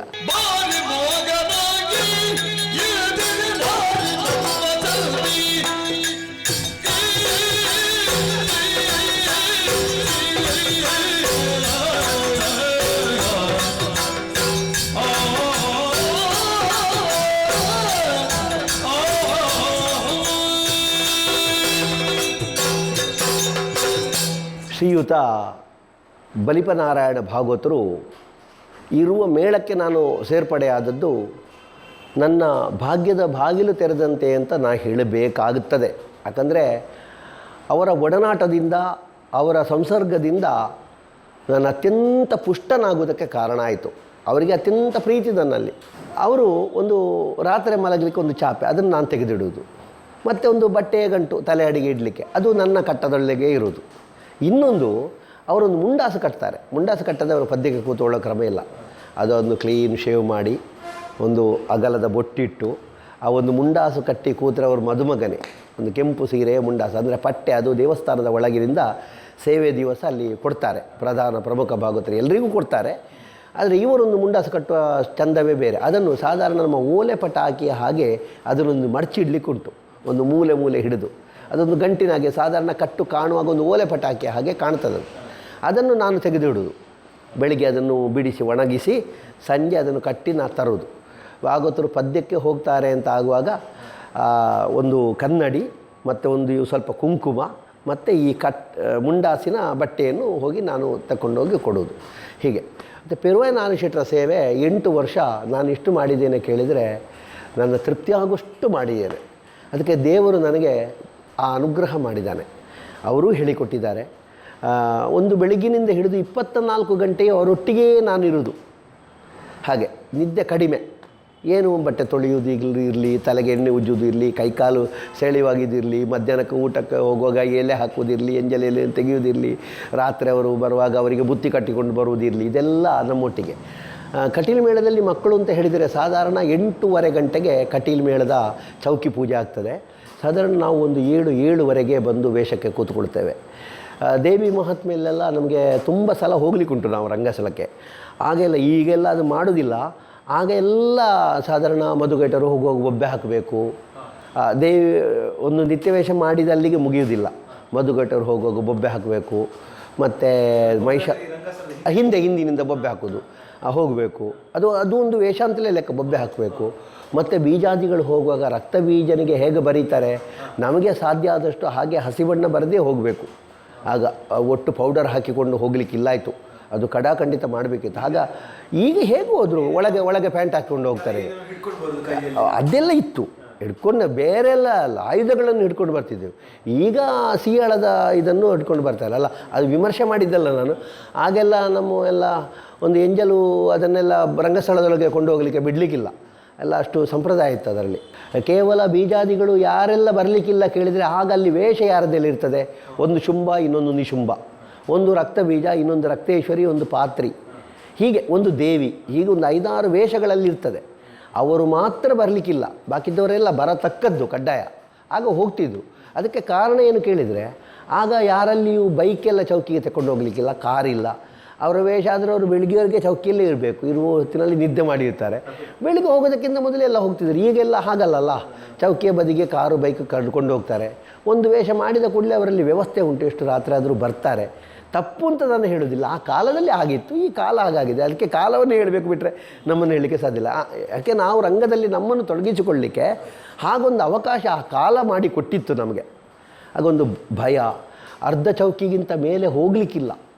ಅದು ಒಬ್ಬನಲ್ಲಿ ನಾವು ಮಾತಾಡಬೇಕು ಅಂತಾದರೆ, ಏನಾದರೂ ಕೇಳಬೇಕು ಅಂತಾದರೆ ಹಿಂದಿನಿಂದ ಅವರ ಪೆಟ್ಟಿಗೆ ಹಿಂದೆ ಕೂತು ಕೇಳಬೇಕು, ಅದು ಅಷ್ಟು ಮೆಲ್ಲಕ್ಕೆ ಕೇಳಬೇಕು. ಈಗೆಲ್ಲ ಹಾಗಾಗಲ್ಲ, ಕೆಳಗಿನ ಚೌಕಿಯಲ್ಲಿ ನಿಂತುಕೊಂಡು ಓಯ್ ನನ್ನನ್ನು ಕರೀತಾರೆ ನಮ್ಮ ಮೇಲೆ, ಜಯನ ಪೆರ್ಮುದೆ ಎಂಜಿನ ಆಲ್ಬುಣಿ ಎನ್ನ ವೇಸದಾದ ಆಲ್ ಬೇರುಂಡು ಅಂತ ಕೇಳ್ತಾರೆ. ಹೇಳಲೇಬೇಕು ನಾವು, ಇಲ್ಲದಿದ್ದರೆ ಅವರು ಹಾಳು ಮಾಡ್ತಾರಲ್ಲ. ನಾವು ಹೇಳ್ತೇವೆ, ಒಂದು ಅವರ ಹತ್ತಿರ ನಾವು ಹೋಗ್ತೇವೆ, ಇಲ್ಲದಿದ್ದರೆ ನಮ್ಮ ಹತ್ತಿರ ಬರುವಾಗ ನಮ್ಮ ಪೆಟ್ಟಿಗೆ ಮೇಲೆ ಅವರು ಕೂತ್ಕೊಳ್ಳೋದು, ನಾವು ಕೆಳಗೆ ಚೌಕಿಯಲ್ಲಿ ಚಾಪೆಯಲ್ಲಿ ಕೂತ್ಕೊಳ್ಳೋದು. ಹಾಗೆಲ್ಲ ಆಗಿದೆ ಈಗ. ಕಾಲ ಏನು ಮಾಡಲಿಕ್ಕೂ ಸಾಧ್ಯ ಇಲ್ಲ. ಸಾಧಾರಣ ನಾನು ಕಟೀಲು ಮೇಳ 16 ವರ್ಷ ತಿರುಗಾಟ ಮಾಡಿಬಿಟ್ಟದ್ದು. ಈ 15 ವರ್ಷ ತಿರುಗಾಟದಲ್ಲಿಯೂ ನಾನು ಕೆಲವು ವರ್ಷ ದೇವಿ ಮಹಾತ್ಮೆ ಒಂದು ಪ್ರಸಂಗದಲ್ಲಿ ವಿಷ್ಣು ಮಾಡಿ, ಧರ್ಮರಾಯನ ಕಿರೀಟ ಕಟ್ಟಿ ಸುಗ್ರೀವ ಮಾಡಿ, ಮತ್ತೆ ಬೀಜಾದಿಗಳು ಹೋಗಿದ್ದೇನೆ. ಸಾಧಾರಣ ಒಂದು 5-6 ವರ್ಷ ಹೋಗಿದ್ದೇನೆ. ಮತ್ತು ಲಲಿತೋಪಖ್ಯಾನ ಪ್ರಸಂಗದಲ್ಲಿ ಬಾಲಗಣಪತಿ ಮಾಡಿ, ಬ್ರಹ್ಮ ಮಾಡಿ, ಬೆಳಿಗ್ಗೆ ಗಜಾಸುರ ಮಾಡ್ತಿದ್ದೆ. 16ನೇ ವರ್ಷ ಆಗುವಾಗ ನಾನು ಎದುರುವೇಷ ಅಂತ ಒಂದು ಮೇಳ ನನ್ನನ್ನು ಚೇಂಜ್ ಮಾಡಿದರು. ಕುಬಣೂರು ಶ್ರೀಧರರಾಯರ ಸೆಟ್ಟಿಗೆ 4ನೇ ಮೇಳಕ್ಕೆ ಹಾಕಿದರು. ಆಗ ನನಗೆ ಒಂದು ವೇಷ ಅಂತ ಬಂತು. ನನ್ನ ಪ್ರಥಮದ ಕಿರೀಟ ವೇಷ ಅಭಿಮನ್ಯು ಕಾಳಗದ ಕೌರವ. ನಾನು ಕಿರೀಟ ಕಟ್ಟಿದ್ದು. ಅಲ್ಲಿವರೆಗೆ ಇದು ಬಾಲಗೋಪಾಲರು ವೇಷ ಮಾಡುವವಲ್ಲ. 2 ವರ್ಷ ಪೂರ್ವರಂಗ ಬಾಲಗೋಪಾಲರು. 3ನೇ ವರ್ಷದಲ್ಲಿ ಒಂದು ಜಟ್ಟಿ ಶ್ರೀವೇಷ ಅಂತ ಉಂಟು. ಸೀಟ್ ಅಂದರೆ ಜಾಗ, ಅದು ಜಟ್ಟಿ ಶ್ರೀವೇಷದ್ದು. ಅನಿವಾರ್ಯ ಕಾರಣದಿಂದ ಕೆಲವು ಸಲ ನಿತ್ಯವೇಷ ಬಾಲಗೋಪಾಲರು ಮಾಡಿಯೂ ಜಟ್ಟಿ ಶ್ರೀವೇಷ ಮಾಡಬೇಕು. 3 ವರ್ಷ ಪೂರ್ವರಂಗ. ಕೆಲವು ಸಲ ಅನಿವಾರ್ಯ ಕಾರಣದಿಂದ 1-2 ಸಲ ಏನೋ ನೆನಪುಂಟು ನನಗೆ. ಮುಖ್ಯ ಶ್ರೀವೇಷ ಅಂದರೆ ಪೂರ್ವರಂಗದಲ್ಲಿ ಬರುವ ಶಾಬಾ ಬಾಲದೊಟ್ಟಿಗೆ ಬರುವ ಮುಖ್ಯ ಶ್ರೀವೇಷ ಉಂಟಲ್ಲ, ಅದೂ ಕೂಡ ಮಾಡಿದ್ದೇನೆ. ಅದು ಬಾಯಾರ್ ರಮೇಶ್ ಭಟ್ರು ಎಲ್ಲ ಸೀರೆ ಉಡಿಸಿ ತಲೆಗೆ ಟೋಪರಲ್ಲಿ ಇಟ್ಟು ಕಳಿಸ್ತಿದ್ರು. ಮಾಡಿದ್ದೇನೆ ಅಂತ ಹೇಳಿದರೆ ನನಗೆ ಈಗ ನಂಬಿಕೆ ಬರುವುದಿಲ್ಲ. ನನ್ನ ಶ್ರೀವೇಷ ಕೈದಾದದ್ದು ಇಲ್ಲಿ ಸುಂಕದಕಟ್ಟೆಯಲ್ಲಿ ಸ್ವಾಮಿಗಳ ಆಟ. ನನ್ನದು ಗೋಪಿಕಾಶ್ರೀಯರು. ಅಜಕರ್ ರಾಜು ಶೆಟ್ಟರದ್ದು ಲೀಲೆಯ ಕೃಷ್ಣ. ಅದು ತಾದಿನ ತೈದಿನ ಅಂತ ಹೇಳುವ ಸುತ್ತು ಬರುವಾಗ ಅವರು ಕಾಲು ಕೊಟ್ಟದ್ದು ಅಡ್ಡ. ನಾನು ರಂಗಸ್ಥಳದಿಂದ ಹೊರಗೆ, ಅಲ್ಲಿಗೆ ಕೈದು ನನ್ನ ಶ್ರೀವೇಷ. ಮತ್ತು ನಾನು ಶ್ರೀವೇಷ ಮಾಡಲೇ ಇಲ್ಲ. ಅವರು ಕುಶಾಲ್ ಮಾಡಿದ್ದು, ನಾನು ಬಿದ್ದೆ ಅಂತ ನನಗೆ ನಾಚಿಕೆ ಆಯಿತು. ಅಲ್ಲಿವರೆಗೆ ಒಂದು ಏನೋ ಒಂದು 7-8 ಮಾಡಿರ್ಬೋದು ಅನಿವಾರ್ಯ. ಕೆಲವು ಸಲ ನಾನು ಮಾಡುವುದಿಲ್ಲ ಅಂತ ಹೇಳಿದರೆ ಅದನ್ನು ಮಾಡಿಸುವ ಒಂದು ಹಠ ಇತ್ತು ಭಾಗವತರುಗಳಿಗೆಲ್ಲ. ಏನು ಅದು ಆಗೋದಿಲ್ಲ. ವೇಷಕ್ಕೆ ಬಂದ ಮೇಲೆ ಒಮ್ಮೆ ನನ್ನ ಹತ್ರ ಹೇಳಿದ್ದಾರೆ, ನಿನ್ನನ್ನು ಈ ಮೇಳಕ್ಕೆ ಹಾಕುವಾಗ ದನಿಗಳು ಇಂಥದ್ದೇ ವೇಷ ಅಂತ ಕೊಟ್ಟದ್ದಲ್ಲ, ನಾನು ಹಾಕಿದ್ದನ್ನು ನೀವು ಹೋಗಬೇಕು ಅಂತ. ಅಂದರೆ ಅದು ತಯಾರಾಗುವುದಕ್ಕೆ ಅವರು ಮಾಡೋದು. ಅವರಿಗೇನು ನಮ್ಮಲ್ಲಿ ನಿಷ್ಠುರ ಕಟ್ಟಿಕೊಂಡು ನಮಗೇನಾಗಬೇಕು. ಅಂದರೆ ಒಬ್ಬ ಹುಡುಗ ಎಳವೆಯಲ್ಲಿ ಇಂಥದ್ದೇ ಅಂತ ಬ್ರ್ಯಾಂಡ್ ಮಾಡಿಬಿಟ್ರೆ ಕಷ್ಟ ಅಲ್ವಾ.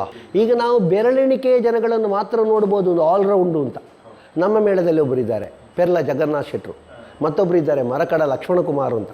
ಯಾವ ವೇಷಕ್ಕೂ ಆಗ್ತದೆ, ಕಿರೀಟವ, ಪುಂಡ, ಹಾಸ್ಯವ, ವೇಷವ, ಹೀಗಿದ್ದ ಕೆಲವು ಕಲಾವಿದರು. ಪ್ರಜ್ವಲನೂ ಹಾಗೆ. ಪ್ರಜ್ವಲನಲ್ಲಿ ಶ್ರೀವೇಷ ಮಾಡಲಿಸಲಿಕ್ಕೆ ಸಾಧ್ಯ ಇಲ್ಲ, ಹಾಸ್ಯ ವೇಷ ಮಾಡಿಸ್ಬೋದು, ಬಣ್ಣದ ವೇಷವೂ ಮಾಡ್ತಾರೆ. ಹಾಗೆ ಒಬ್ಬ ಹರಿರಾಜ ಅಂತ ಇದ್ದರು, ಶ್ರೀವೇಷ ಮಾಡೋದಿಲ್ಲ, ಆದರೂ ಸಾಧಾರಣ ಕಿರೀಟ ವೇಷ, ಪುಂಡು ವೇಷ, ಹೀಗೆ ಒಮ್ಮೊಮ್ಮೆ ಹಾಸ್ಯವೂ ಮಾಡಿಬಿಟ್ಟರು. ಕೇಸರಿ ತಟ್ಟಿ ಅವನಲ್ಲಿ ನಾ ಕಟ್ಟಿಸಿದ್ದೇನೆ, ನಾನೇ ಮಾಡಿಸಿದ್ದೇನೆ, ನಮ್ಮ ಮೇಳಕ್ಕೊಮ್ಮೆ ಬಂದು ಮಾಡಿಸಿದ್ದೆ. ಅಂದರೆ ಕೆಲವು ಪ್ರತಿಭೆಗಳೆಲ್ಲ ಉಂಟು. ಅಂಥದ್ದೊಂದು ನಮ್ಮ ತೆಂಕುತಿಟ್ಟಿನಲ್ಲಿ ಬೆರಳೆಣಿಕೆಯ ಜನಗಳಿರ್ತಾರೆ, ಅವರನ್ನೊಂದು ನಾವು ಇಟ್ಟುಕೊಂಡ್ರೆ ಆಟ ನಿಲ್ಲುವ ಸಂದರ್ಭ ಇಲ್ಲ. ಕೆಲವರೆಲ್ಲ ಒಂದೇ ವೇಷಕ್ಕೆ ಬ್ರ್ಯಾಂಡ್ ಅವರು, ಅದು ಭಾರಿ ಕಷ್ಟ. ಆಗೆಲ್ಲ ತಯಾರಾಗುವುದಕ್ಕೆ ಬೇಕಾಗಿ ಭಾಗವತಗಳೆಲ್ಲ ಮಾಡ್ತಿದ್ರು. ಈಗ ಭಾಗವತರು ಲೀಸ್ಟ್ ಹಾಕಿದರೆ ಐಬೋರ್ಡ್ನ ಐಪಾಡ್ ಅಂತೇಳಿ ಯಾರು ಈಗಿನವರು, ಐಬೋರ್ಡ್ನ ಐಪಾಡ್ ಯಾನ್ಬೋ ಪೂಜಿ ಅಂತೇಳಿ. ಹೌದು, ಹಾಗೆ ಹೇಳ್ತಾರೆ. ನಾಳೆ ಎಂಥ ಪ್ರಸಂಗ, ನನ್ನ ವೇಷ ಎಂಥದ್ದು, ಅವ ಅದಕ್ಕೆ ತಯಾರಾಗಿ ಬರುವುದು. ಹಾಕೋದಕ್ಕಿಂತ ಮೊದಲು ಕೇಳ್ತಾನೆ ಅವ ಎಲ್ಲಂಚಿನ ವೇಷ. ಒಂದು ಸೌಜನ್ಯದಲ್ಲಿ ಒಂದು ಬೇರೆ ಕಾರ್ಯಕ್ರಮ ಇದ್ದರೆ ಒಂದು ಭಾಗವತರಲ್ಲಿ ಗುಟ್ಟಾಗಿ ಕೇಳೋದು ಅಪರಾಧ ಅಲ್ಲ, ಅದು ಎಲ್ಲರೂ ಕೇಳ್ತಾರೆ. ಇದು ಹಾಗಲ್ಲ, ಏನೂ ಕಾರ್ಯಕ್ರಮ ಇಲ್ಲದೆ ಇದ್ದವರು ಕೂಡ ಎಲ್ಲಂಚಿನ ಪ್ರಸಂಗ, ಎಂದಂಚಿನ ವೇಷ, ಆಕೆ ಏತು ಪದ್ಯ ಉಂಟು ಅಂತೇಳಿ ಮೊಬೈಲ್ ನೋಡೋದು, ಪುಸ್ತಕ ನೋಡುವುದಿಲ್ಲ ದೇವರ ದಯದಲ್ಲಿ. ಹಾಗೆಲ್ಲ ಮಾಡ್ತಾರೆ. ದೂರಬಾರ್ದು, ಅಂದರೆ ಪರಿಸ್ಥಿತಿ ಹಾಗುಂಟು. ನಮ್ಮ ಎಳವೆಯಲ್ಲೆಲ್ಲ ಹಾಗಿರಲಿಲ್ಲ.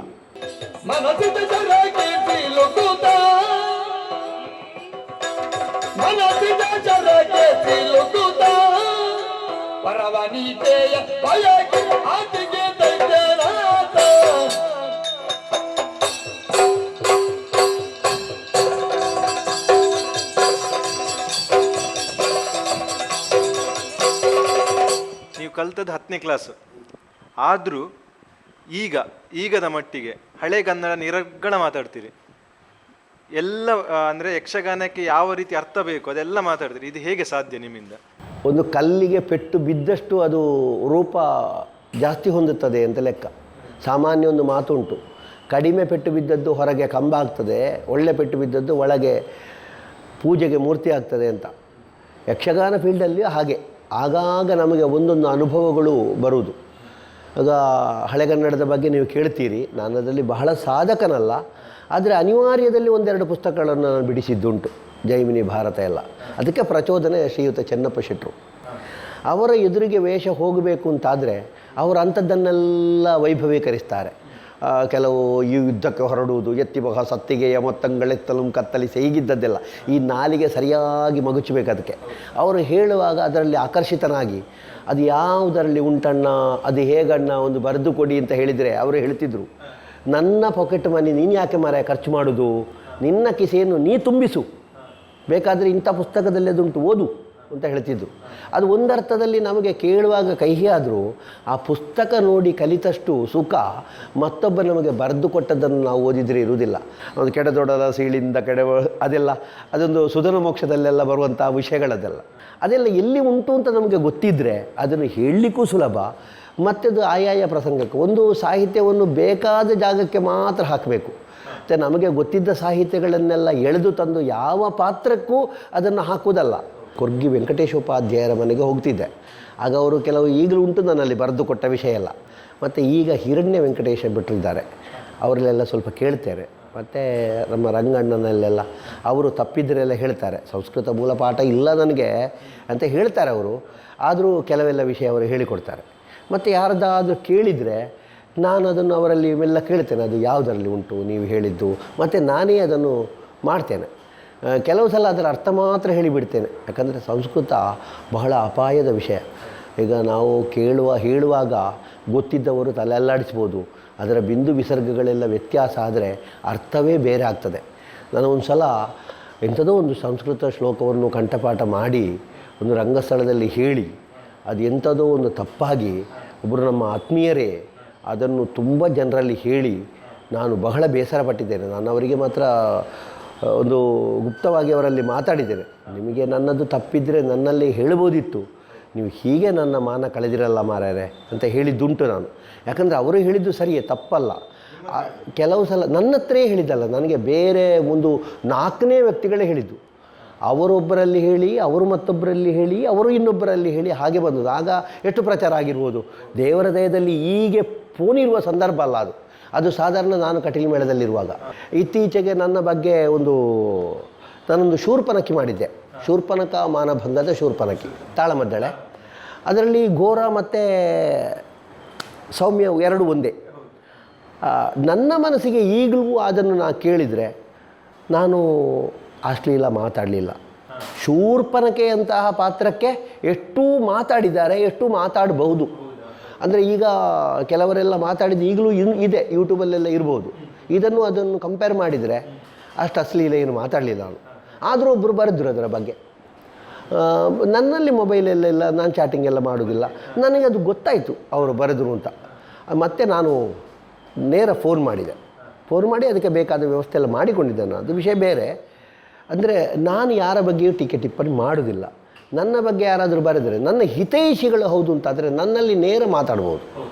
ಅದನ್ನು ನಾನು ಸ್ವೀಕರಿಸ್ತೇನೆ. ಮತ್ತೊಮ್ಮೆ ರಂಗದಲ್ಲಿ ಹಾಗೆ ಆಗದಂತೆ ನಾನು ನೋಡಿಕೊಳ್ತೇನೆ. ಆದರೆ ಮತ್ತೆ ಬರಿಬೋದು. ಇದು ಕೆಲವರೆಲ್ಲ ಏನು ಮಾಡ್ತಾರೆ ಅಂದರೆ ಅವರನ್ನು ಉದ್ಘಾಟಿಸಿಕೊಳ್ಳುವುದಕ್ಕಿರ್ತದೆ, ನೇರ ಅದನ್ನು ಹಾಗೆ ಬರೆದು ಬಿಡ್ತಾರೆ. ಬಾಕಿದ್ದವರ ಮಾನ ಹೋಗ್ತದೆ. ಹೊಟ್ಟೆಪಾಡಿಗಾಗಿ ಒಬ್ಬ ದುಡಿತಾ ಇದ್ದಾನೆ, ಅವನಿಗೊಂದು ಜೀವ ಉಂಟು, ಭಾವ ಉಂಟು ಅಂತ ನೋಡುವುದಿಲ್ಲ. ಅವನ ಸಾಮರ್ಥ್ಯವನ್ನು ಅವ ಬರೀತಾನೆ. ಏನು ಹಾಗಿದ್ರೆ ಬೇರೆ ವಿಷಯವನ್ನು ಮಾಡ್ಬೋದಲ್ಲ. ಈಗ ದೊಡ್ಡ ದೊಡ್ಡ ದುರಂತಗಳೆಲ್ಲ ಆಗ್ತದಲ್ಲ, ಈಗ ರಾಜಕೀಯದಲ್ಲೆಲ್ಲ ಆಗ್ತದಲ್ಲ. ನೋಡೋ ಬರೀಲಿ ನಾಳೆ ಅವರ ಹೆಣ ಮಾರ್ಗದಲ್ಲಿ ಇರಲಿಕ್ಕಿಲ್ವಾ? ಇದು ಯಕ್ಷಗಾನದ ಪಾಪದ ಕಲಾವಿದರನ್ನು ಮಾತ್ರ ವಿಮರ್ಶೆ ಮಾಡೋದು ಯಾಕೆ? ಅದರ ಬಗ್ಗೆ ಬರೆಯುವವರು ಏನು ಕೊಡುಗೆ ಕೊಟ್ಟಿದ್ದಾರೆ? ಈಗ ಒಬ್ಬನ ಬಗ್ಗೆ ವಿಮರ್ಶೆ ಮಾಡುವಾಗ ಏನು ಯಕ್ಷಗಾನಕ್ಕೆ ಕೊಡುಗೆ ಯಾರ್ದಪ್ಪ? ಸುಮ್ಮನೆ ಒಂದು ವಿಮರ್ಶೆ ಮಾತ್ರ ಮಾಡೋದಾ? ಒಂದು 4 ಆಟ ನೋಡೋದು, ವಿಮರ್ಶೆ ಮಾಡೋದು, ಆಯಿತಾ? ಅವ ಇಷ್ಟು ಆಟ ಆಡಿಸಿದ್ದಾನೆ, ಎಷ್ಟು ಕಾರ್ಯಕ್ರಮ ಕೊಟ್ಟಿದ್ದಾನೆ ಕಲಾವಿದನಿಗೆ, ಯಾವ ಕಲಾವಿದನಿಗೆ ಸನ್ಮಾನ ಮಾಡಿದ್ದಾನೆ, ಯಾವ ಕಲಾವಿದರ ಫ್ಯಾಮಿಲಿ ಸೋಲುವಾಗ ಉಪಕಾರ ಮಾಡಿದ್ದಾನೆ, ಯಾವನಿಗೆ ಏನು ಮಾಡಿದ್ದಾನೆ, ಅದನ್ನು ಸ್ವಲ್ಪ ಬರೀಲಿ ಅವರು. ನಮ್ಮದು ಇಷ್ಟು ಪ್ರಾಮಾಣಿಕವಾದ ಕೊಡುಗೆ ಉಂಟು, ನಾವು ಹಾಗಾಗಿ ಯಕ್ಷಗಾನವನ್ನು ಪ್ರೀತಿಸಿದ್ದಕ್ಕೆ ನಮಗೆ ನೋವಾಗಿದೆ, ಒಂದು ಡಿಟೇಲ್ ಕೊಡಲಿ. ಅದಲ್ಲ, ಇದು 1-2 ಆಟ ನೋಡಿದವನು ವಿಮರ್ಶಕನೇ. ಅದು ಪಾಪದವರು, ಯಕ್ಷಗಾನದವರು ಮಾತ್ರ ಸಿಕ್ಕುವುದು. ಒಬ್ಬನ ಮೇಲೆ ಹಿತೈಷಿ ಆಗಿ ಚಿಂತಿಸೋದಿದ್ದರೆ ಒಂದು ಫೋನ್ ಮಾಡಲಿ, ಅವನು ನಂಬರ್ ತಗೊಂಡು, ಸ್ವಾಮಿ ನೀವು ರಂಗದಲ್ಲಿ ಹೀಗೆ ಮಾತಾಡಿದ್ದೀರಿ, ಅದೇನು ಸರಿ ಕಾಣುವುದಿಲ್ಲ. ಅವರೊಳಗೆ ಒಂದು ಸಂವಾದ ಆಗಿ ಅದನ್ನು ತಿದ್ದುಕೊಳ್ತಾರಲ್ಲ, ಯಾಕೆ ಲೇಖನ ಬರೆಯುವುದು? ಹೌದಾ ಅಲ್ವಾ? ಅದರ ಬಗ್ಗೆ ನನಗೆ ತುಂಬ ಬೇಸರ ಉಂಟು. ಕಳೆದು ಹೋಗಿರುವಂತಹ ವರ್ತನೆಯನ್ನು ಒಂದು ಕ್ಷಣ ನಾನು ನನ್ನಷ್ಟಕ್ಕೆ ಚಿಂತಿಸಿದೆ. ಆದರೆ ನನ್ನ ಬದುಕಿನಲ್ಲಿ ನಡೆದಿರುವಂತಹ ಈ ಘಟನೆ ನನಗೆ ಹೇಸಿಕೆಯನ್ನು ತರುವಂತಹದ್ದು. ಆದರೆ ಅತ್ರಿ ಇರಬಹುದು, ಭೃಗು ಇರಬಹುದು, ವಿಶ್ವಾಮಿತ್ರ ಇರಬಹುದು, ಅವರ ಸಾಲಿನಲ್ಲಿ ಈ ದುರ್ವಾಸನೆ ಇರಬಹುದು. ನಾವೇನು ಸಾಮಾನ್ಯರಲ್ಲ, ಪವನಜಲ ಕರುಣಾಶರರು. ಏಕಾಂತದ ಮೂಲಕವಾಗಿ ಶ್ರೀಕಾಂತನನ್ನು ಕಾಣುವುದಕ್ಕೆ ಭಕ್ತಿಯೋಗವನ್ನು ಮಾರ್ಗವಾಗಿರಿಸಿದವರು. ತಪಾದಂಬಿನ ಕಾಲಗರ್ಭದಲ್ಲಿ ಭವಿತವ್ಯವನ್ನು ಬಗೆದು ನೋಡಬಲ್ಲಂತಹ ಕ್ರಾಂತದರ್ಶಿಗಳು ನಾವು. ಈಗ ಹೆಚ್ಚಿನ ಕೆಲವು ಅರ್ಥಧಾರಿಗಳದು ಅರ್ಥ ಸಾಮಾನ್ಯ ಜನರಿಗೆ ಒಂದು ಕಬ್ಬಿಣದ ಕಡಲೆಕಾಯಿಗೆ ಇರ್ತದೆ. ಆದರೆ ಪೆರ್ಮುದೇವ್ರದ್ದು ಅರ್ಥ ಹಾಗಿಲ್ಲ, ಆದಷ್ಟು ಹಾಸ್ಯ ಮಿಶ್ರಿತವಾಗಿರ್ತದೆ. ನೀವೆನ್ನೇ ಒಳ್ಳೆ ಗಾಂಭೀರ್ಯ ವಿಷಯ ಇದ್ರೂ ಅದು ಹೇಳೋ ರೀತಿ ಜನರಿಗೆ ಮುಟ್ತದೆ, ಅಂದರೆ ಹಾಸ್ಯ ರೀತಿಯಲ್ಲಿ. ಯಾಕಂದರೆ ಪ್ರೇಕ್ಷಕ ಮತ್ತು ಒಬ್ಬ ಕಲಾವಿದ ಅನ್ಯೋನ್ಯ ಸಂಬಂಧದಲ್ಲಿರಬೇಕು. ಒಂದು ಕಾರ್ಯಕ್ರಮ ನಡೀತಾ ಇರುವಾಗ, ಒಂದು ಪ್ರದರ್ಶನ ನಡೀತಾ ಇರುವಾಗ ಪ್ರೇಕ್ಷಕನಷ್ಟಕ್ಕೆ, ಕಲಾವಿದನಷ್ಟಕ್ಕೆ ಏನಾದರೂ ಚಾ ಕುಡಿಲಿಕ್ಕೆ ಎದ್ದೋಳು ಹೋಗುವುದಾ, ಅವರಷ್ಟಕ್ಕೆ ಅವರು ಮಾತಾಡೋದಾ, ಹೀಗೆಲ್ಲ ಇದ್ದರೆ ಅದು ಪ್ರೇಕ್ಷಕರಿಗೂ ಒಳ್ಳೆಯದಲ್ಲ, ಕಲಾವಿದನಿಗೂ ಒಳ್ಳೆಯದಲ್ಲ. ಹಾಗಾಗಿ ಸ್ವಲ್ಪ ಜನರ ಮನಸ್ಸನ್ನು ರಂಜಿಸಲಿಕ್ಕೆ, ಆಕರ್ಷಿಸಲಿಕ್ಕೆ, ಅವರ ಗಮನವನ್ನು ಇಲ್ಲಿಗೆ ಸೆಳೆಯುವುದಕ್ಕೆ ಏನಾದರೂ, ಈಗ ನಾವು ಒಂದು ಸೌತೆಕಾಯಿ ಪದಾರ್ಥ ಮಾಡ್ತೇವಪ್ಪ, ಏನು ಪದಾರ್ಥವೇ ಸಾಕೋದಿಲ್ಲ, ಅದಕ್ಕೆ ಒಗ್ಗರಣೆ ಹಾಕೋದು ಯಾಕೆ? ಒಂದು ಸ್ವಲ್ಪ ಪರಿಮಳ ಬರಲಿ ಅಂತ. ಆ ಒಗ್ಗರಣೆಯಲ್ಲಿ ಹಾಕುವ ವಸ್ತುಗಳೆಲ್ಲ ದೇಹಕ್ಕೆ ಒಳ್ಳೆಯದುಂಟು ಅಂತ ಅರ್ಥ ಅಲ್ಲ. ಬೆಳ್ಳುಳ್ಳಿ ಹಾಕ್ತೇವೆ ನಾವು, ಬೆಳ್ಳುಳ್ಳಿಯನ್ನು ತಿನ್ನದೇ ಇದ್ದ ಒಂದು ವರ್ಗ ಉಂಟು, ಅದು ಇರ್ಬೋದು. ಆದರೆ ನನ್ನ ಅಂದಾಜು ಹಾಗೆ ಒಂದು ಪ್ರೇಕ್ಷಕರಿಗೂ ಸ್ವಲ್ಪ, ಈಗ ಒಬ್ಬ ಆಟಕ್ಕೆ ಬರ್ತಾನೆ, ಕತೆ ಗೊತ್ತಿಲ್ಲದವ ಬರುವುದು ಅಂತ ಅದರ ಅರ್ಥ ಅಲ್ಲ. ಏನೇನು ರಂಗದ ಬಗ್ಗೆ ಅವನಿಗೆ ಗೊತ್ತೇ ಇಲ್ಲ ಅಂತದರ ಅರ್ಥ, ಸ್ವಲ್ಪ ಗೊತ್ತಿರ್ತದೆ. ಆಗ ಒಂದು ಸ್ವಲ್ಪ ಏನೋ ಅವರ ಒಂದು ತಲೆಬಿಸಿಯಲ್ಲೋ, ಒಂದು ಹೊತ್ತು ಕಳೀಲಿಕ್ಕೋ, ಅಥವಾ ಇದರಲ್ಲಿ ಏನು ಸಿಗ್ತದೆ ಅಂತಲೋ ಏನೋ ಕೇಳಲಿಕ್ಕೆ ಬರ್ತಾನೆ. ಅವನಿಗೊಂದು ಸ್ವಲ್ಪ, ಈಗ ಕಹಿಯ ಮಾತ್ರೆಯನ್ನಾದರೂ ಸ್ವಲ್ಪ ಸಿಹಿಯ ಲೇಪ ಕೊಟ್ಟ ಹಾಗೆ, ಒಂದು ಮದ್ದಿನಲ್ಲಾದರೂ ಸ್ವಲ್ಪ ಒಂದು ನಾಲಿಗೆಗೆ ರುಚಿಕರವಾದ ವಿಷಯವು ಸಿಕ್ಕಿದ ಹಾಗೆ ನನಗೆ ಹಾಗೆ ಹೇಳಬೇಕು ಅಂತ.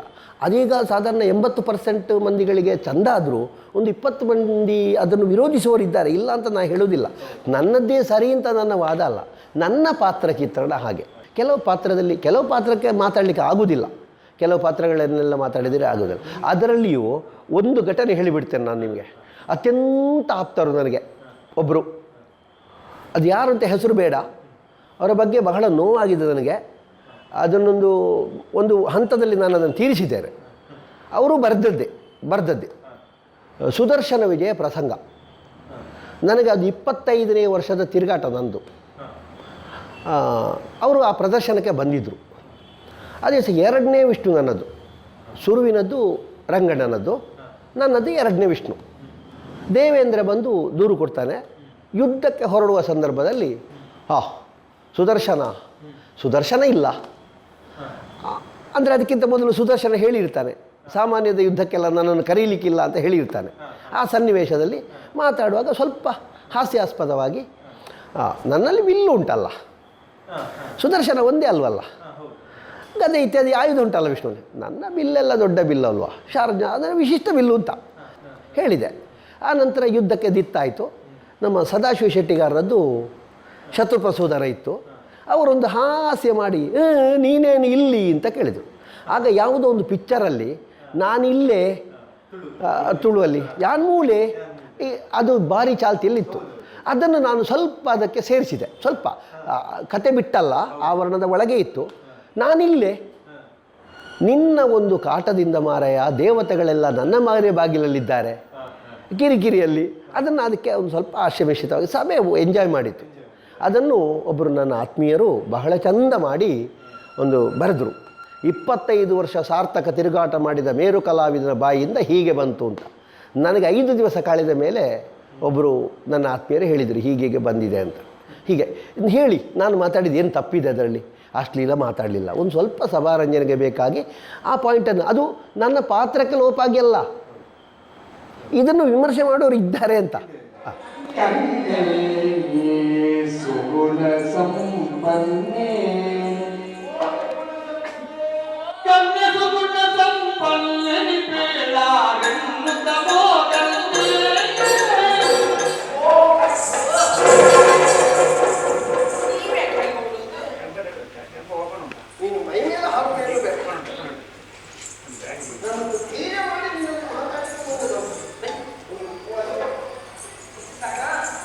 ಪೆರ್ಮುದೇವರು ಬರೀ ತೆಂಕಲ್ಲಿ ಅಷ್ಟೇ ವೇಷ ಮಾಡಿದಲ್ಲ, ಬಡಗಲು ವೇಷ ಮಾಡಿದ್ದಾರೆ. ಮೊದಲೇ ಬಡಗು ಸ್ಟೆಪ್ ಕಲ್ತಿದ್ದೀರಾ ಅಲ್ಲ, ಅದರಿಂದ ಆಕರ್ಷಿತರಾಗಿ ಮಾಡಿದ್ದ, ಅನಿವಾರ್ಯತೆಗೆ ಮಾಡಿದ್ದ, ಹೇಗೆ? ನಾನು ಬಡಗಲ್ಲಿಯೂ ವೇಷ ಮಾಡಿದ್ದೇನೆ ಅಲ್ಲ, ಮಾಡಿಸಿದ್ದಾರೆ. ಯಥಾರ್ಥ ಹೇಳುವುದಿದ್ದರೆ ನಾ ಮಾಡಿದ್ದಲ್ಲ, ನನ್ನಲ್ಲಿ ಮಾಡಿಸಿದ್ದು. ನಾನು ತೆಂಕುತಿಟ್ಟಲ್ಲಿ ಮಾಡಿದ ವೇಷಗಳನ್ನು ಕಂಡು ಆಕರ್ಷಿತರಾಗಿ ಬಡಗುತಿಟ್ಟಲ್ಲಿ ಜಯಣ್ಣ ವೇಷ ಮಾಡಬೇಕು, ಪೆರ್ಮುದೇವರ ವೇಷ ಬೇಕು, ವೀರಮಣಿ ಕಾಳಗದಲ್ಲಿ ವೀರಮಣಿ, ಸಂಧಾನ ಪ್ರಸಂಗದಲ್ಲಿ ಕೌರವ, ವಾಲಿಮೋಕ್ಷದಲ್ಲಿ ವಾಲಿ, ಮತ್ತು ಪಟ್ಟಾಭಿಷೇಕದಲ್ಲಿ ದಶರಥ, ಹೀಗೆ ಒಂದು 7-8 ಪಾತ್ರಗಳನ್ನು ನಾನು ಮಾಡಿದ್ದೇನೆ. ಭೀಷ್ಮ ವಿಜಯದಲ್ಲಿ ಪರಶುರಾಮ, ಯಾಜಿಯವರಂಥ ವೇಷಧಾರಿಗಳೇ ಎದುರು, ಮತ್ತು ಶಶಿಕಾಂತ ಶೆಟ್ಟರ ಎದುರು, ಹೀಗೆ ಕೆಲವು ಜನರ ಎದುರು, ಯಲಗುಪ್ಪದವರ ಕೈಕೆ ಎದುರು ದಶರಥ, ಹೀಗೆ ಕೆಲವು ಪಾತ್ರಗಳನ್ನೆಲ್ಲ ನಾನು ಮಾಡಿದ್ದೇನೆ. ನನ್ನಲ್ಲಿ ಮಾಡಿಸಿದ್ದಾರೆ ಬಡಗಿನ ಅಭಿಮಾನಿಗಳು. ಬಡಗುತಿಟ್ಟಲ್ಲಿ ಒಂದು ಜನವನ್ನು ಮೆಚ್ಚುವ ವಿಶಾಲತೆ ತೆಂಕುತಿಟ್ಟಲ್ಲಿ ಉಂಟು, ಬಡಗಲ್ಲಿ ಮಾತ್ರ ಅಲ್ಲ. ಈಗ ಬಡಗಿನಲ್ಲಿ ಒಬ್ಬರು ಮಿಂಚಿದರೆ ನಾವು ತೆಂಕಲ್ಲಿ ತಂದು, ನಾನೇ ಶ್ರೀಯುತ ಗೋಪಾಲಾಚಾರ್ಯರನ್ನು ನಾನು ತೆಂಕಿನಲ್ಲಿ ಕರ್ತವ್ಯ ಮಾಡಿಸಿದ್ದೇನೆ, ನಾನು ಒಬ್ಬ ಕಲಾವಿದನಾಗಿ. ಹಾಗೆ ಆಚೀಚೆ ಮೆಚ್ಚಿಕೊಳ್ಳುವ ಒಂದು ಸ್ವಭಾವ ಉಂಟು. ನಾವು ಆ ತಿಟ್ಟು ಈ ತಿಟ್ಟು ಅಂತ ಏನು ವಿರೋಧ ಇಲ್ಲ. ಯಕ್ಷಗಾನದ ಒಂದು ಕುಟುಂಬ, ಆಟದವರಿಗೆ ಪ್ರತ್ಯೇಕವಾದ ಜಾತಿ ಇಲ್ಲ, ಆಟದ್ದೇ ಒಂದು ಜಾತಿ. ಯಾಕಂದರೆ ಈ ಚೌಕಿಯಲ್ಲಿ ಗೊತ್ತಿದ್ದವರಿಗೆ ಗೊತ್ತುಂಟು, ಒಂದು ಗೂಟಿಗೆ ಅಂತ ಹೇಳ್ತೇವೆ ನಮ್ಮ ಯಕ್ಷಗಾನದ ಭಾಷೆಯಲ್ಲಿ, ಒಂದು ಕಲ್ಲಲ್ಲಿ ಕೆಂಪನ್ನು ಕಲಸಿಡುವುದು. ಆ ಕೆಂಪಿಗೆ ಎಲ್ಲರೂ ಬೆರಳು ಹಾಕಿ ಅದನ್ನು ನಾವು ತೂಟಿಗೆ ಹಾಕ್ತೇವೆ. ಯಥಾರ್ಥಕ್ಕೂ ಅದು ಒಬ್ಬನ ಎಂಜಲು ಇನ್ನೊಬ್ಬ, ನಮಗೆ ಅದರಲ್ಲಿ ಭೇದ ಇಲ್ಲ. ನಾವು ಆಟದವರೆಲ್ಲರೂ ಒಂದೇ. ಬಣ್ಣ ಉಜ್ಜುವುದು, ಬಣ್ಣ ತೆಗೆಯುವುದು, ಒಬ್ಬ ಎಣ್ಣೆಗೆ ಕೈ ಹಾಕ್ತಾನೆ, ಅದೇ ಎಣ್ಣೆಗೆ ಕೈ ಹಾಕಿ ಮತ್ತೊಬ್ಬ ತೆಗಿತಾನೆ, ಅಲ್ಲಿ ಎಂಜಲು ಅಂತ ಇಲ್ಲ. ನಾವು ಆಟದವರು ಒಂದು ನಮ್ಮದೇ ಆದಂತಹ ಒಂದು ಬಂಧುತ್ವ ಸಂಬಂಧ ಉಂಟು. ಅದರಲ್ಲಿ ಏನು ನಾವು ಮಡಿ ಅದನ್ನೆಲ್ಲ ನೋಡುವುದಿಲ್ಲ, ಆಟದ ತಾಯಿ ಮಕ್ಕಳು ಅಂತ. ಹಾಗೆ ನಮ್ಮನ್ನು ಬಡಗಿಗೆ ಕರೆಸಿಕೊಂಡ ಕೆಲವು ಸಂದರ್ಭಗಳುಂಟು. ನೀವೊಂದು ಹೇಳಿದಿರಿ, ಹೆಜ್ಜೆ ನಿಮಗೆ ಗೊತ್ತಿತ್ತಾ ಅಂತ. ನನಗೆ ಯಥಾರ್ಥ ಹೇಳೋದಿದ್ದರೆ ತೆಂಕಿನದ್ದೇ ಸರಿ, ಹೆಜ್ಜೆ ಗೊತ್ತಿಲ್ಲ. ಪ್ರಾಮಾಣಿಕವಾಗಿ ಹೇಳ್ತೇನೆ, ನಾನು ಕುಣಿತೇನೆ.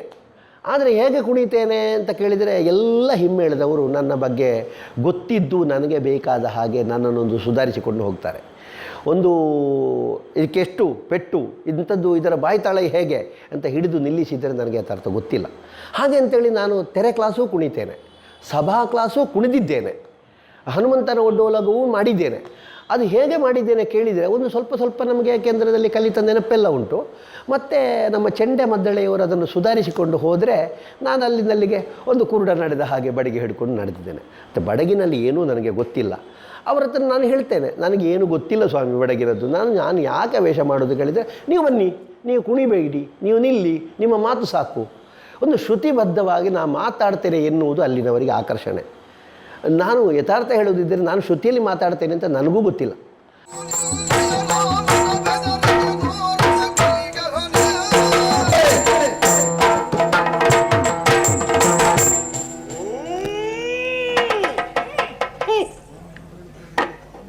ಸಭೆ ನನ್ನದು, ಮಾತಾಡಿದವರು ನನ್ನ ಮಕ್ಕಳು, ಹೇಳಿದ್ದು ನಿನ್ನನ್ನು, ಅವರು ಕೊಟ್ಟದ್ದನ್ನೇ ತಿರುಗಿಸಿ ಅವರಿಗೆ ಬಿಸಾಡ್ತೀಯಲ್ಲ.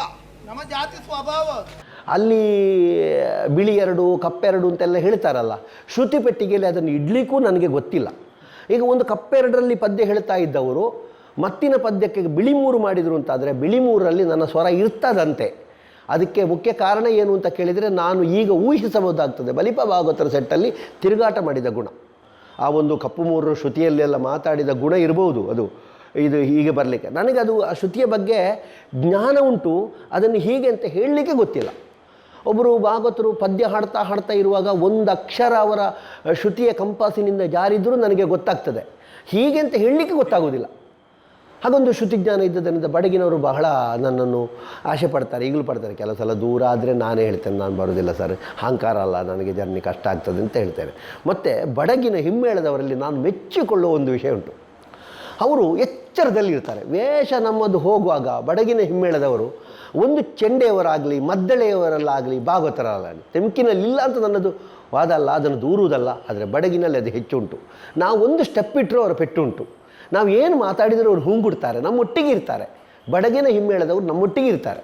ಹಾಗಾಗಿ ಬಡಗಿನಲ್ಲಿ ನಾನು ವೇಷ ಮಾಡುವಾಗ ನನಗೇನೂ ಕಷ್ಟ ಆಗಲಿಲ್ಲ. ಅವರದೊಂದು ಲೆಕ್ಕಾಚಾರ ಅಂತ ಇರ್ತದೆ, ಹೀಗೆ ಪದ್ಯ ಹೇಳೋದು, ಅದು ಹೀಗೆ ಅಂತ ಇರ್ತದೆ. ಹಾಗಾಗಿ ಲೀಲಾಜಾಲವಾಗಿ ಒಂದು ನೀರಿನಲ್ಲಿ ಕಲ್ಲೆತ್ತಿದ ಹಾಗೆ ಬಡಗಿನಲ್ಲಿ ಕೆಲ ವೇಷ ಮಾಡಿದ್ದೇನೆ. ಬರಿದೇ ನೀವು ಕುದುರೆ ಬಿಟ್ಟದ್ದ ಅಲ್ಲ, ಕುದುರೆಯ ಹಣೆಯಲ್ಲಿ ಬಲುಹುಳ್ಳವರು ಕಟ್ಟಿ ಕಾದುವುದು ಎನ್ನುವಂತಹ ಉಲ್ಲೇಖ ಇದೆ. ಅದನ್ನು ನೀವು ಬರೆದದ್ದು ಸುಮ್ಮನೆಯೋ ಅಲ್ಲ, ಬಲುಹು ಉಂಟು ಎನ್ನುವುದನ್ನು ನಾವು ಪ್ರಕಟಿಸಿ ಕುದುರೆಯನ್ನು ಕಟ್ಟುವುದೇ ಬರಿದೇ ಕದನಕ್ಕೆ ಕಾರಣವಾದದ್ದು ಹೌದು ಅಂತಾದ್ರೆ ನೀವು ಬರೆದದ್ದು ಸುಮ್ಮನೆಯೋ? ಬಡಗಿಗೆ ನಾನು ಹೋದದ್ದಲ್ಲ, ಬಡಗು ನನ್ನನ್ನು ಇಷ್ಟಪಟ್ಟಿತ್ತು. ಒಂದು ಹೆಚ್ಚು ಹೇಳುವುದಂದರೆ ಸಾಧಾರಣ 3-4 ಮೇಳಗಳಿಂದ ಕರೆಯೂ ಬಂದಿದೆ ನನಗೆ.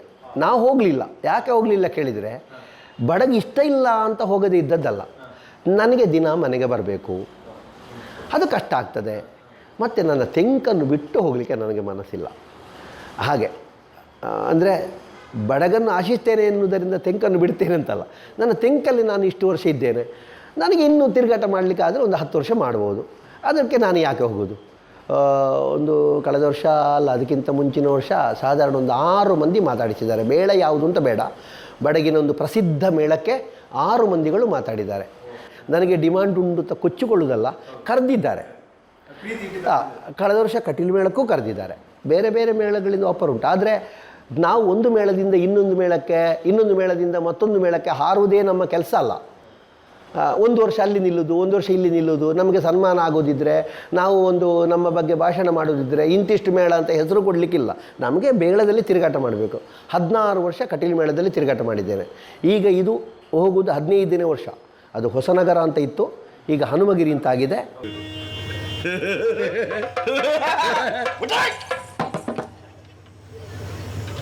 ನೀವೇ ಹೇಳ್ಬೇಕಾ ನಾನು ಏನು ಅಂತ? ಅಲ್ಲ, ನಿಮಗೆ ಗೊತ್ತಿಲ್ವೋ? ಗೊತ್ತುಂಟು ದೇವ್ರೆ, ನೀನು ನೆನಪು ಮಾಡಿಕೊಳ್ಳೋದಾಯ್ತು. ಮತ್ತೆ ಈಗ ನಾನಾದ್ರೆ ಬಿಡಿ, ನಾನು ಅಲ್ಲದಿದ್ದರೆ ಮತ್ತೊಬ್ಬ ದೇವೇಂದ್ರನನ್ನು ಕೂತ್ಕೊಳ್ಳಿಸಬಹುದು. ನಿಮ್ಮಂಥ ಯೋಗ್ಯತಾವಂತರಿರುವಾಗ ನಿಮ್ಮಲ್ಲಿ ಒಂದು ಮಾತು ಹೇಳದೆ ನಾರಾಯಣ ಸ್ವಾಮಿ ಹೇಗೆ ಕೊಟ್ಟರು ಚಕ್ರವನ್ನು? ಎಲ್ಲ ಅವರವರ ಇಷ್ಟವ. ಅಲ್ಲ, ಅದು ನಾರಾಯಣ ದೇವರು ಚಕ್ರ ಯಾಕೆ ಕೊಟ್ಟದ್ದು ಅವನಿಗೆ? ಅವನಿಗೆ ಪೂಜೆ, ಅವನ ಪರಮ ಭಕ್ತಿಗೆ ಮೆಚ್ಚಿ ಅವ ಎಂಥದ್ದು ಭಕ್ತಿ ಮಾಡ್ತಾನೆ? ಅವೋ 3 ಹೊತ್ತು ಪೂಜೆ ಏಕಾದಶಿ ವೃತ್ತ. ಜನರು ಪೆರ್ಮುದಿಯವರ ತುಂಬ ವೇಷ ನೋಡಿದ್ದಾರೆ. ಬಟ್ ನಾನು ಹೇಳೋದೇನೆಂದರೆ, ಕರ್ಣನ ಪಾತ್ರವನ್ನು ನೋಡಿದ್ದಾರೆ, ದೂರ್ವಾಸನ ಭಕ್ತಾಂಬರೀಷರ ದೂರ್ವಾಸನ ಪಾತ್ರವನ್ನು ನೋಡಿದ್ದಾರೆ. ದೂರ್ವಾಸನ ಪಾತ್ರದಲ್ಲಿ ಇರುವ ಪೆರ್ಮುದಿಯವರು ಕರ್ಣನ ಪಾತ್ರ ಬಂದಾಗ ತದ್ವಿರುದ್ಧವಾಗಿ ಕಾಣ್ತಾರೆ. ದೂರ್ವಾಸನ ಪಾತ್ರದಲ್ಲಿ ಎಷ್ಟು ಹಾಸ್ಯ ಮಿಶ್ರಿತವಾಗಿ ಅದೆಷ್ಟು ಕಚ್ಚೆ ಚೇಂಜ್ ಮಾಡ್ತೀರಿ ನಮ್ಗೆ ಗೊತ್ತಿಲ್ಲ, ಆ ಕಚ್ಚೆಗಳನ್ನು ಬದಲಾಯಿಸಿಕೊಂಡು ಇರ್ತೀರಿ. ಕರ್ಣನ ಪಾತ್ರ ಬಂದಾಗ ಅದಕ್ಕೊಂದು ಭಾವನೆಯನ್ನು ತುಂಬಿ ಕಣ್ಣಲ್ಲಿ ನೀರು ಹರಿಸ್ತೀರಿ. ಒಬ್ಬ ನಟ ಅಂತ ಹೇಳಿದ ಮೇಲೆ ನಟನಾ ಸಾಮರ್ಥ್ಯ ಅವನಲ್ಲಿರ್ತದೆ. ಯಾರು ಕೂಡ ಈ ರಂಗದಲ್ಲಿ ಏನೂ ಅಲ್ಲದೆ ಇದ್ದವರಿಲ್ಲ, ಎಲ್ಲರಲ್ಲಿಯೂ ಒಂದೊಂದು ವಿಧದ ಪ್ರತಿಭೆ ಇರ್ತದೆ. ನನಗೆ ದುಃಖರಸದ ಪಾತ್ರವನ್ನು ಮಾಡುವಾಗ ಯಾಕೆ ಕಣ್ಣೀರು ಬರ್ತದೆ ಕೇಳಿದರೆ, ನನ್ನ ಬದುಕೇ ಒಂಥರ ದುಃಖದ್ದು. ನನಗೆ ಅಳಬೇಕಾದ್ರೆ ತುಂಬ ಆಲೋಚನೆ ಮಾಡಬೇಕು ಅಂತ ಇಲ್ಲ, ನನ್ನ ಬಾಲ್ಯ ಜೀವನವನ್ನು ಆಲೋಚನೆ ಮಾಡಿದರೆ ನನಗೆ ಕಣ್ಣಲ್ಲಿ ನೀರು ಬರ್ತದೆ. ಈಗ ಒಂದು ಮಗನಾಗಿ ತಂದೆ ಸತ್ತ ಒಂದು ದೃಶ್ಯ, ಯಾರೋ ಏನೋ ವೇಷ ಮಾಡಿದವ, ಇವನಿಗೂ ಅವನಿಗೆ ಯಾವ ಸಂಬಂಧವೂ ಇಲ್ಲ. ಆಗ ತಂದೆ ಸತ್ತ ಸೀನಲ್ಲಿ ದೃಶ್ಯದಲ್ಲಿ ನಾವು ಅಳಬೇಕು ಅಂತಾದರೆ ಯಾಕೆ ಅಳುವುದು? ನಮ್ಮ ಅಪ್ಪ ಸತ್ತರೆ ನಾವು ಏನು ಮಾಡಿಯೆವು? ಅದನ್ನು ಸ್ವಲ್ಪ ಮನಸ್ಸಿಗೆ ತಗೊಂಡು ಬಂದರೆ ಆ ಪಾತ್ರ ನಾವಾಗಲಿಕ್ಕೆ ನಮಗೆ ಸಾಧ್ಯ ಆಗ್ತದೆ. ಇದು ನಾನು ಕಂಡ ಸತ್ಯ. ಅರ್ಜುನ ತಪ್ಪಿದ್ರೆ ನಾನಿದ್ದೇನಮ್ಮ, ನಾನು ತಪ್ಪಿದ್ರೆ ಅರ್ಜುನ ಇದ್ದಾನೆ ಅಂತ ನಾ ಹೇಳಿದ್ದೆ. 5 ಮಂದಿ ಪಾಂಡವರ ತಾಯಿ ಕುಂತಿ ಹಾಗೇ ಇಲ್ಲಿ ನನ್ನ ಗುಟ್ಟನ್ನು ಗುಟ್ಟಾಗಿ ಮುಚ್ಚಿಟ್ಟಂತಹ ಅಮ್ಮನ ಪವಿತ್ರತೆಯ ಬಗ್ಗೆ ಮಾತು ನಿಂದಿಸುವುದು ಬೇಡ, ನನ್ನ ಜನ್ಮ ಕಟ್ಟೇ ಇಲ್ಲಿ ಅಂತ ನಾನು ಗಟ್ಟಿಯಾಗಿದ್ದೆ. ಆದರೆ ಚೆಲುವಾಂತ ಚೆಲುವಿನಾದ ಕೌರವರ ಉದಾರ ಬುದ್ಧಿಯ ಕೇಳಿಸುವಾಗ ಏನು ಹೇಳಿ ಏನು. ಇನ್ನೊಂದು, ದುರ್ವಾಸನಾಗಿ ನಾನು ಹಾಗೆ ಮಾಡ್ತೇನೆ, ಇದು ಹೀಗೆ ಮಾಡ್ತೇನೆ. ದುರ್ವಾಸನಾಗಿ ಹಾಗೇ ತೋರಿಸಲಿಕ್ಕೆ ನನಗೆ ಸಾಧ್ಯ ಆಗೋದು, ಅದನ್ನು ಬೇರೆ ರೀತಿಯಲ್ಲಿ ಬೇರೆಯವರು ಮಾಡ್ಬೋದು ತೋರಿಸಲಿಕ್ಕೆ. ನನಗೆ ಸಾಧ್ಯ ಆದದ್ದು ಹೀಗೆ. ನನಗೆ ದೊಡ್ಡ ಮಟ್ಟದಲ್ಲಿ ಮಾತಾಡಿ ಅದರ ಬಗ್ಗೆ ಸಾಹಿತ್ಯ ಮಾಡಿ ಮತ್ತು ಅದರ ಬಗ್ಗೆ ಒಂದು ವಿಮರ್ಶೆ ಮಾಡಿ ಒಂದು ವ್ರತದ ಬಗ್ಗೆ ಎಲ್ಲ ಒಂದು ಆಳವಾಗಿ ಗೊತ್ತಿದ್ದ ವ್ಯಕ್ತಿ ಅಲ್ಲ ನಾನು. ಆ ದುರ್ವಾಸನ ಏನು ಮಾಡ್ತೇನೆ ನೋಡಿದರೆ, ಈಗ ನೀವೇ ಹೇಳಿದಿರಿ, ಆ ದುರ್ವಾಸನ ನೋಡಿದ್ದೀರಿ. ದುರ್ವಾಸ ಎಷ್ಟೋ ಜನ ಮಾಡಿದ್ದಾರೆ. ದುರ್ವಾಸ ಬೇರೆ ಬೇರೆ ಪ್ರಸಂಗದಲ್ಲಿ ಉಂಟು, ಎಲ್ಲ ಪ್ರಸಂಗದಲ್ಲಿ ಕಚ್ಚೆ ಚೇಂಜ್ ಮಾಡಲಿಕ್ಕೆ ಆಗೋದಿಲ್ಲ. ಈ ಭಕ್ತ ಅಂಬರೀಷದಲ್ಲಿ ಈ ಓಡಿಸುವಾಗ ಎಷ್ಟು ವೇಷಗಳನ್ನು ನಾವು ತೆಗೊಳ್ತೇವೆ. ನಾನು ಒಳಗಿನಿಂದಲೇ ಕಚ್ಚೆ ಹಾಕಿಕೊಂಡಿರ್ತೇನೆ, ಅದು ಆಗಾಗ ತಯಾರು ಮಾಡೋದಲ್ಲ, ಒಳಗಿನಿಂದಲೇ ಕಚ್ಚೆ ಹಾಕಿಕೊಂಡಿರ್ತೇನೆ, ಮೊದಲೇ ಕಟ್ಟಿ ಬಂದಿರ್ತೇನೆ. ಈಗ ದ್ರೌಪದಿ ವಸ್ತ್ರಾಪಹಾರದ ಒಂದು ಸಂದರ್ಭದಲ್ಲಿ ದ್ರೌಪದಿ ಮಾಡಿದವರು ಮತ್ತೆ ಸೀರೆ ಉಡುವುದಲ್ಲ, ಮೊದಲೇ ಸೀರೆಗಳನ್ನು ಗಂಟಿಗೆ ಗಂಟು ಹಾಕಿ ಒಂದು ಹಗ್ಗದಲ್ಲಿ ಹಾಕಿ ಸೊಂಟಕ್ಕೆ ಸುತ್ತಿಕೊಂಡಿರ್ತಾರೆ, ಮತ್ತದು ಒಂದಕ್ಕೊಂದು ಚೈನಿನ ಹಾಗೆ ಎಳೆಯುವಾಗ ಬರುವುದು. ಹಾಗೆ ಇದರಲ್ಲಿ ಕೆಲವು ಸೀರೆಗಳನ್ನು, ಒಂದು ಸಣ್ಣ ಸೀರೆಯನ್ನು, ಒಂದು ತೆಳ್ಳಗಿನ ಸೀರೆಯನ್ನು ನಮ್ಮ ವೇಷದ ಚಡ್ಡಿಗಿಂತ ಮೇಲೆ ಅದಕ್ಕೊಂದು ಹಗ್ಗ ಕಟ್ಟೋದು, ಆ ನಂತರ ಒಂದು ಮತ್ತೊಂದು ಮತ್ತೊಂದು ಮತ್ತೊಂದು ಮತ್ತೊಂದು, ಹಾಗೆ 7 ಸೀರೆಗಳು. ಪ್ರತಿ ಒಂದು ಸೀರೆಗೂ ಒಂದೊಂದು ಹಗ್ಗ ಕಟ್ಟಲಿಕ್ಕೆ ಉಂಟು.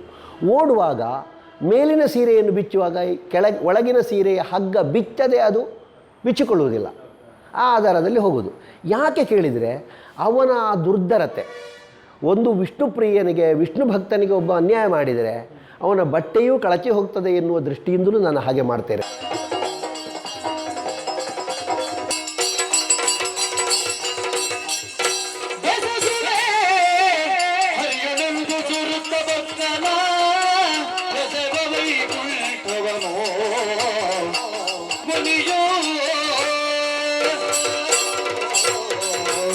ಕೈಲಾಸದಿಂದ ನೀನು ಹೋಗದೇ ಇದ್ರೆ ನಾನೇ ಶಿಕ್ಷಿಸ್ತೇನೆ ಅಂತ ಹೇಳ್ತಾ ಇದ್ದಾನೆ.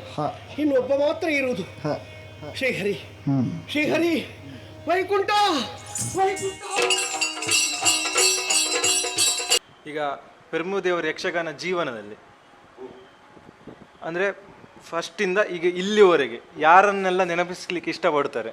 ಯಕ್ಷಗಾನದಲ್ಲಿ ಒಬ್ಬ ಕಲಾವಿದ ಪ್ರಬುದ್ಧನಾಗಬೇಕು ಅಂತಾದರೆ, ಅವ ಏನಾದರೂ ಅದರಲ್ಲಿ ಬೆಳವಣಿಗೆಯನ್ನು ಕಾಣಬೇಕು ಅಂತಾದರೆ ಬಹಳ ಮಂದಿಗಳ ಸಹಕಾರ ಬೇಕಾಗ್ತದೆ, ಒಬ್ಬರದ್ದಲ್ಲ. ಚೌಕಿಯಲ್ಲಿ ಕಟ್ಟುವವನಿಗಿಂತಲೂ ಹಿಡಿದು ಬಹಳ ಮಂದಿಗಳು ಅವನಿಗೆ ಸಹಕಾರ ಮಾಡಬೇಕಾಗ್ತದೆ. ನಾನು ಹೇಳಿದೆನಲ್ಲ, ಯಕ್ಷಗಾನ ರಂಗದಲ್ಲಿ ಮೊದಲು ನನ್ನ ತಂದೆಯವರು, ನನ್ನ ಅಜ್ಜ ಮತ್ತೊಬ್ಬರು ಬಾಬು ಕೂಡಾಲು ಅಂತ ಹೇಳುವವರು, ದಾಸರಡ್ಕ ರಾಮಕುಲಾಲರು. ಹೀಗೆ ನನ್ನ ಬಾಲ್ಯ ಜೀವನದಲ್ಲಿ, ನನ್ನ ಶಾಲಾ ಜೀವನದ ಒಳಗೆ ನನಗೆ ಒಂದು ಬೇಸ್ ಮಾಡಿಕೊಟ್ಟವರು. ಆ ನಂತರ ನನ್ನನ್ನು ಕೇಂದ್ರದಲ್ಲಿ ಬೆಳೆಸಿದವರು ಶ್ರೀಯುತ ಕೋಳಿಯೂರು ರಾಮಚಂದ್ರಾಯರು ಗುರುಗಳು ನಾಟ್ಯದಲ್ಲಿ. ಅದೇ ಕೇಂದ್ರದ ಬ್ಯಾಚಲ್ಲಿ ಅಮ್ಮ ಲೀಲಾವತಿ ಬೈಪಡ್ತಾಯರು ಮತ್ತು ಹರಿನಾರಾಯಣ ಬೈಪಡ್ತಾಯರು. ಅವರಿಗೆ ಸ್ಟೂಡೆಂಟ್ಗಳು ಅಂತ ಹೇಳಿದರೆ ಮಕ್ಕಳ ಹಾಗೆ. ಅಮ್ಮ ಮನೆಗೆ ಹೋದರೆ ತಿಂಡಿ ಮಾಡಿ ನಮಗೆ ತರೋದು. ಆ ತಿಂಡಿ ತಿನ್ನುವುದೇ ಒಂದು ಬಹಳ ಯೋಗ. ಅದು ರುಚಿ ಅಂತಲಲ್ಲ, ಅವ್ರು ಕೊಡುವುದೇ ಒಂದು ಪ್ರೀತಿಯಲ್ಲಿ. ಆ ಅಮ್ಮನನ್ನು ನೋಡದೆ ಬಹಳ ಒಂದು 5-6 ತಿಂಗಳಿಂದ ಅಲ್ಲೇ ಇದ್ದು ಮನೆಗೆ ಬಾರದೆ ಆ ತಾಯ್ತನದ ಒಂದು ಪ್ರೀತಿಯನ್ನು ಅವ್ರು ಕೊಡುವಾಗ ಉಂಟಲ್ಲ, ಅದು ಮರೀಲಿಕ್ಕೆ ಸಾಧ್ಯ ಇಲ್ಲದ ಘಟನೆಗಳು. ಹರಿನಾರಾಯಣ ಬೈಪಡ್ತರು ಹಾಗೆ. ಈಗಲೂ ನಾವು ಎಲ್ಲಿ ಸಿಕ್ಕಿದರೂ ಅವರ ಸ್ವಂತ ಮಕ್ಕಳ ಹಾಗೆ ಟ್ರೀಟ್ ಮಾಡೋದು ನಮ್ಮನ್ನು. ಮತ್ತು ಕಾವಂದರು, ನಾನು ಅಂತಲ್ಲ, ನನ್ನಂತಹ ಅನೇಕ ಮಂದಿಗಳನ್ನು ತಯಾರು ಮಾಡಿ ಕೊಟ್ಟಿದ್ದಾರೆ. ಅದಕ್ಕೆ ಅದು ಆ ಸಂಸ್ಥೆಯನ್ನೇ ಹೇಳಬೇಕಷ್ಟೆ. ನಮ್ಮ ತೆಂಕುತಿಟ್ಟಿನಲ್ಲಿ ಅಗ್ರಮಾನ್ಯ ಕಲಾವಿದರು ಅಂತ ಯಾರೆಲ್ಲ ಇದ್ದಾರೋ ಅದರಲ್ಲಿ ಸಾಧಾರಣ 80% ಧರ್ಮಸ್ಥಳ ಕೇಂದ್ರದಲ್ಲೇ ತಯಾರಾದವರು. ಆ ನಂತರ ನನ್ನನ್ನು ಕೇಂದ್ರಕ್ಕೆ ಬಂದು ಕರ್ಕೊಂಡು ಹೋದ ಇಳಂತಿಳ ಪದ್ಮನಾಭಣ್ಣ. ಅವರಿಗೆ ನನ್ನಲ್ಲಿದ್ದ ಪ್ರೀತಿ ವ್ಯಾಮೋಹ ಈಗಲೂ ನನಗೆ ಒಮ್ಮೊಮ್ಮೆ ಅವರು ಸಿಕ್ಕಿದರೆ ಅಷ್ಟು ನನ್ನನ್ನು ಆತ್ಮೀಯತೆಯಿಂದ ಕಾಣ್ತಾರೆ. ನಾನು ಕರ್ಕೊಂಡು ಹೋದವ, ನಾನು ಹೇಳುವಾಗ ಹೇಳ್ತಾರೆ, ಅದನ್ನು ಹೇಳಬೇಡಿ ಜಯಣ್ಣ, ನಿಮಗೆ ಪ್ರತಿಭೆ ಇತ್ತದಾಗಿದ್ದೀರಿ. ಆದರೂ ಅವರ ಎದುರು ನಾನು ತಲೆ ಬಾಗ್ತೇನೆ ಅವರಿಗೆ. ಮತ್ತು ನನ್ನ ತಿರುಗಾಟದ ಜೀವನದಲ್ಲಿ ಪೆರುವಾಯಿ ನಾರಾಯಣ ಶೆಟ್ಟರು, ಅಜಕಾರ್ ರಾಜು ಶೆಟ್ಟರು, ಮುಖ್ಯವಾಗಿ ಶ್ರೀಯುತ ಬಲಿಪನಾರಾಯಣ ಭಾಗವತರು. ಆನಂತರ 1 ವರ್ಷ ನನ್ನ ಪ್ರಾರಂಭದ ವರ್ಷದಲ್ಲಿ ಶಿವರಾಮ್ ಭಟ್ರು ಅಂತ ಒಬ್ಬರು ಭಾಗವತರಿದ್ದರು. ನನ್ನ 2ನೇ ವರ್ಷದ ತಿರುಗಾಟದಿಂದ ಮೊನ್ನೆ ನಾನು ಮೇಳ ಬಿಡುವಲ್ಲಿವರೆಗೆ ಸಾಧಾರಣ ಒಂದು 15 ವರ್ಷ ತಿರುಗಾಟ ಮಾಡಿ 16ನೇ ವರ್ಷಕ್ಕೆ ಕುಬಣೂರು ಶ್ರೀಧರ ಸೆಟ್ಟಿಗೆ ಹೋಗಿದ್ದೇನೆ. ಆ ಸೆಟ್ಟಲ್ಲಿ ಮಾತ್ರ ಇರಲಿಲ್ಲ ಇವರು ಪ್ರಸಾದಣ್ಣ, ಬಲಿಪ ಪ್ರಸಾದಣ್ಣ, ಅಷ್ಟು ಒಡನಾಡಿಗಳು. ಒಂದೇ ಲೆಕ್ಕ ಆಡೋದು, ಮಲಗೋದು, ಮಕ್ಕಳಾಟಿಗೆ, ಒಂದು ದೋಸ್ತಿಕತೆ. ರಂಗಸ್ಥಳದಲ್ಲಿ ಅವರು ಭಾಗವತರಾದರು. ಹೊರಗೆ ನಾವು ಒಂದಷ್ಟು ಲೈಫನ್ನು ಎಂಜಾಯ್ ಮಾಡಲಿಕ್ಕೆ ಒಂದು ಆಗಿದ್ದೇವೆ ಈಗಲೂ. ರಿಂಗಳ ರಾಮಕೃಷ್ಣ ಭಟ್ರ ಒಂದು ಮೇಕಪ್ಪು, ಆ ವೇಷ ಕಟ್ಟುವ ಚಂದ, ಅದೆಲ್ಲ ನಾನು ಅವರಿಂದ ಕಲಿತಿದ್ದೇನೆ. ಅವರು ಹೇಳಿಕೊಟ್ಟಿದ್ದಾರೆ ಅಂತಲ್ಲ, ಅದನ್ನು ಕಲಿತಿದ್ದೇನೆ. ಆ ಮೇಕಪ್ ಮಾಡೋ ಚಂದ. ಹಾಗೆ ಕೋಳಿಯೂರು ನಾರಾಯಣ ಭಟ್ರು ಮತ್ತು ನಮ್ಮ ಚೆಂಡೆಗಿದ್ದವರು ಪೆರುವಾಯಿ ನಾರಾಯಣ ಭಟ್ರು. ಹದದ ಹಿತವಾದ ಒಂದು ಚೆಂಡೆ. ಅದು ಯಾವ ವೇಷಕ್ಕೆ ಹೇಗೆ, ಅದು ಕಾಲದ ಗತಿಯನ್ನು ಅನುಸರಿಸಿ ನಾವು ಮಲಗಿದಲ್ಲೇ ಕೇಳಿದರೂ ಗೊತ್ತಾಗ್ತದೆ ಈಗ ಇಂಥದ್ದೇ ವೇಷ ಪ್ರವೇಶ ಆಗ್ತಾ ಉಂಟು ಅಂತ.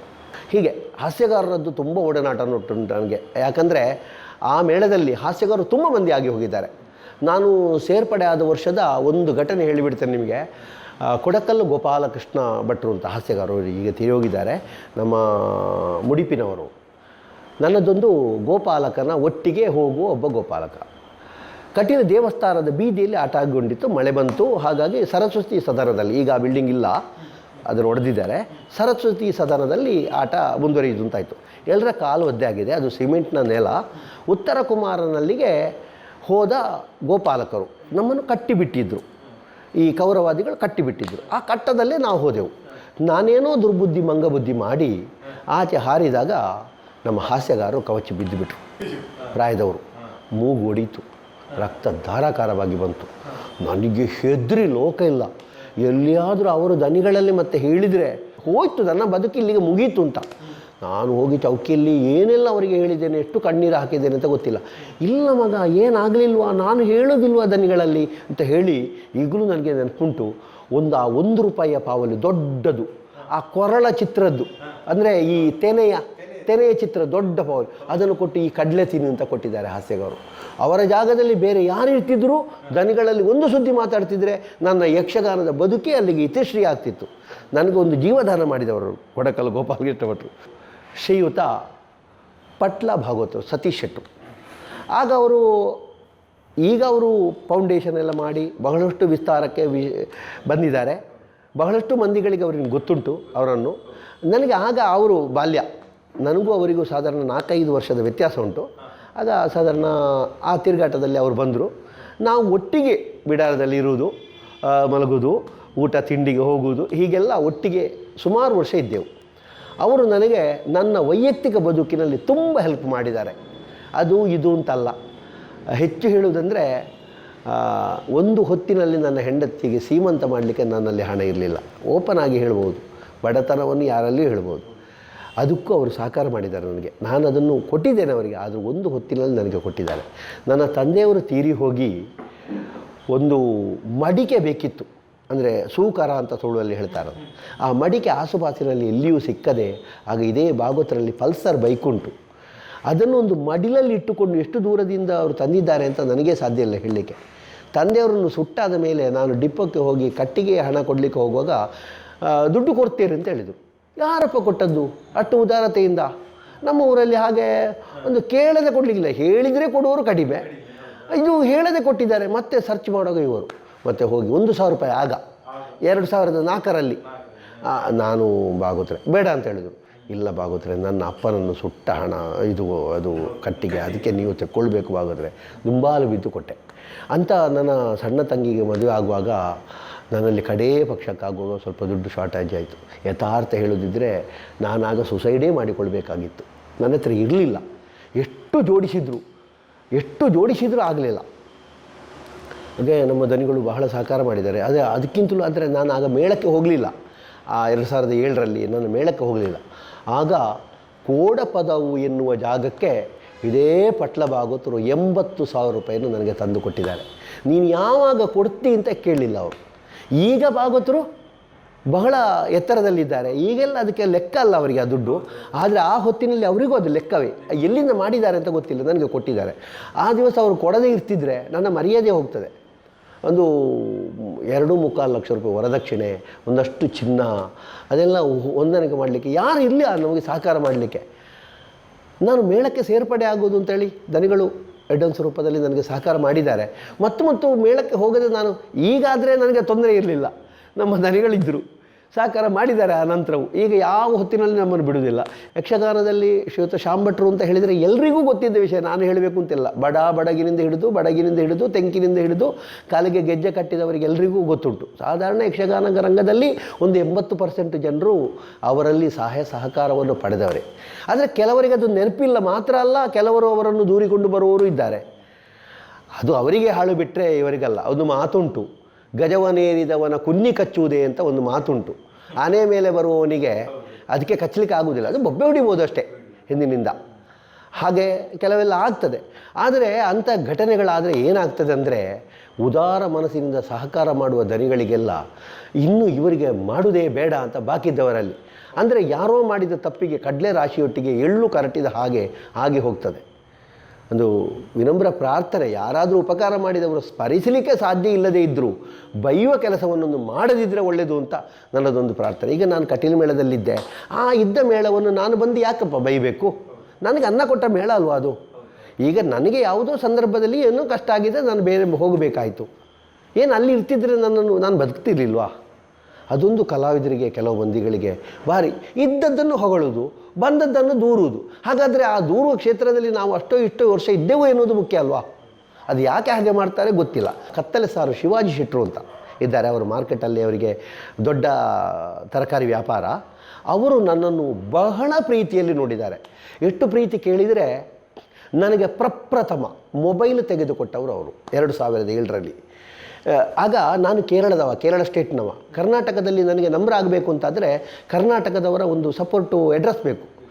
ಅವರೇ ಸ್ವತಃ ಅವರ ಶೇಖರಣ್ಣ ಅಂತ ಅವರ ಅಂಗಡಿಯಲ್ಲಿ ಒಬ್ಬರಿದ್ದಾರೆ, ಅವರ ಅಸಿಸ್ಟೆಂಟೇ, ಅವರನ್ನು ಕಳಿಸಿ, ನನಗೆ ಈಗಲೂ ನೆನಪಿದೆ, 200 ರೂಪಾಯಿ ಕೊಟ್ಟು ನನ್ನ ಫೋಟೋ ತೆಗೆಸಿ, ಮತ್ತು ಸಿಮ್ಮು, ಆಜೀವ ಸಿಮ್ಮು ಉಂಟಲ್ಲ, ಆ ಸಿಮ್ಮು ತೆಗೆಸಿ, ಈಗಲೂ ನನ್ನಲ್ಲಿ ಉಂಟು ಆ ನಂಬರ 9480064670. ಇದು ಶಿವಾಜಿ ಶೆಟ್ಟರು ತೆಗೆದುಕೊಟ್ಟ ನಂಬರ ಆ ಹೊತ್ತಿನಲ್ಲಿ. ನಾನು ಕಟೀಲು ಮೇಳ ಬಿಡುವಾಗ, ನಾನು ಬಿಟ್ಟದ್ದು ಎನ್ನುವುದಕ್ಕಿಂತಲೂ ಅಲ್ಲಿ ನನಗೆ ನಮ್ಮ ದನಿಗಳು ಕೇಳಿದರು, ಆಗ ಅವರಿಗೆ ಕೊಡಲೇಬೇಕಾಯಿತು. ಆಗಲೂ ಇದೇ ಕಲ್ಲಾಡಿ ದೇವಿ ಪ್ರಸಾದ್ ಶೆಟ್ಟರನ್ನು ಎದುರು ನಿಲ್ಲಿಸಿ ಅವರ ಕಾಲು ಹಿಡಿಸಿ, ಜಯ ಯಾವ ಕಾಲಕ್ಕೆ ಬಂದರೂ ಕಟೀಲು ಮೇಳದ ಚೆರಿಗೆಯಲ್ಲಿ ಅವನಿಗೆ ಅನ್ನ ಇಲ್ಲ ಅಂತ ಆಗಬಾರ್ದು ಅಂತ ಹೇಳಿ, ಅಲ್ಲಿ ನನಗೆ ಆಗಬೇಕಾದ 10,000 ಸಾಲವನ್ನು ಶಿವಾಜಿ ಶೆಟ್ಟರು ಕೊಟ್ಟು ನೀ ಒಳ್ಳೆಯದಾಗು ಮಗ ಅಂತ ಹರಸಿ ಕಳಿಸಿದವರು. ಮತ್ತು ನಮ್ಮ ಮಹಾಬಲೇಶ್ವರ ಭಟ್, ತೋಡುಗುಳಿ ಮಹಾಬಲೇಶ್ವರ ಭಟ್ ಸಂಬಂಧದಲ್ಲಿ ನಮ್ಮ ದನಿಗಳಿಗೆ ಮಾವ ಅವರು. ನಮ್ಮ ದನಿಗಳಿಗಿಂತ ಪ್ರಾಯದಲ್ಲಿ ಸಣ್ಣವರು, ಅದು ಸಂಬಂಧದಲ್ಲಿ ಮಾವ. ಅವರು ನನಗೆ ಅತ್ಯಂತ ಪ್ರೀತಿ ತೋರಿಸಿದವರು, ಈಗಲೂ ತೋರಿಸ್ತಾರೆ. ಅತ್ಯಂತ ಪ್ರೀತಿ. ಏನಂತಂದರೆ ನನ್ನ ಮೇಳದಲ್ಲಿ ನನ್ನ ಬಗ್ಗೆ ಕಂಪ್ಲೇಂಟ್ ಮಾಡುವವರು ಬಹಳ. ಕೆಲವರು ಮಾಡಿದ್ದಾರೆ. ತಿರುಗಾಟದಲ್ಲಿ ತೊಡುಗುಳಿ ಮಹಾಬಲಭಟ್ಟರ ಉಪಕಾರ ಅಂದರೆ ಮಾರನೇ ದಿವಸ ನನ್ನ ಮೇಲೆ ಇದ್ದ ಕಂಪ್ಲೇಂಟನ್ನು ತೆಗೆಸಿ ನನಗೆ ವೇಷ ಕೊಡಿಸಿದ್ದಾರೆ. ಅದು ದನಿಗಳು ಒಪ್ಪಿದ್ದಾರೆ. ಆ ನಂತರ ಪ್ರತಿ ಕಡೆಯಲ್ಲಿಯೂ ನನ್ನನ್ನು ಕಂಪ್ಲೇಂಟ್ ಮಾಡುವಾಗಲೂ ದನಿಗಳಿಗೆ ನನ್ನ ಬಗ್ಗೆ ಸರಿಯಾದ ಮಾಹಿತಿ ಕೊಡ್ತಿದ್ದವರು ಅವರು. ಈಗಲೂ ಕೊಡ್ತಾರೆ. ಈಗ ನನ್ನನ್ನು ತುಂಬ ಸಹಕಾರ ಮಾಡುವವರು ಶ್ರೀಯುತ ಅರವಿಂದ ಹೊಳ್ಳರು. ಎಲ್ಲ ಇದಕ್ಕೂ ಅವರು ಸ್ಪಂದಿಸ್ತಾರೆ. ಅತ್ಯಂತ ಸ್ಪಂದಿಸುವರು ದನಿಗಳೇ. ನಮ್ಮ ಮೇಳದಲ್ಲಿ ದನಿಗಳಿಗೆ ಫೋನ್ ಮಾಡೋದಕ್ಕೆ ಏನು ತೊಂದರೆ ಇಲ್ಲ, ಯಾರು ಮಾಡ್ಬೋದು. ದನಿಗಳು ಫೋನ್ ಎತ್ತುತ್ತಾರೆ, ಆ ಕಷ್ಟವನ್ನು ನೇರ ಕೇಳ್ತಾರೆ, ಸ್ಪಂದಿಸ್ತಾರೆ. ಈಗ ಯಾರೇ ಫೋನ್ ಮಾಡಿದರು, ನಾನು ಅಂತಲ್ಲ, ನಮ್ಮ ಮೇಳದಲ್ಲಿ ಯಾರು ಫೋನ್ ಮಾಡಿದರೂ ಅವ್ರು ಫೋನ್ ಎತ್ತಾರೆ, ಸ್ಪಂದಿಸ್ತಾರೆ. ಆದರೂ ನಾನು ಕೆಲವು ಸಲ ದನಿಗಳಿಗೆ ನಾನು ಫೋನ್ ಮಾಡಿ ಅವರು ಎಷ್ಟು ದೊಡ್ಡವರು, ಅವರ ಕಾಳಜಿ, ಅವರಿಗೆ ಎಷ್ಟು ಕೆಲಸ ಉಂಟು, ನಾವು ಸುಮ್ಮನೆ ತಲೆ ತಿನ್ನುವುದ. ಕೆಲವೊಂದು ವಿಷಯವನ್ನು ಅರವಿಂದ ಹೊಳ್ಳರಲ್ಲಿ ಹೇಳು.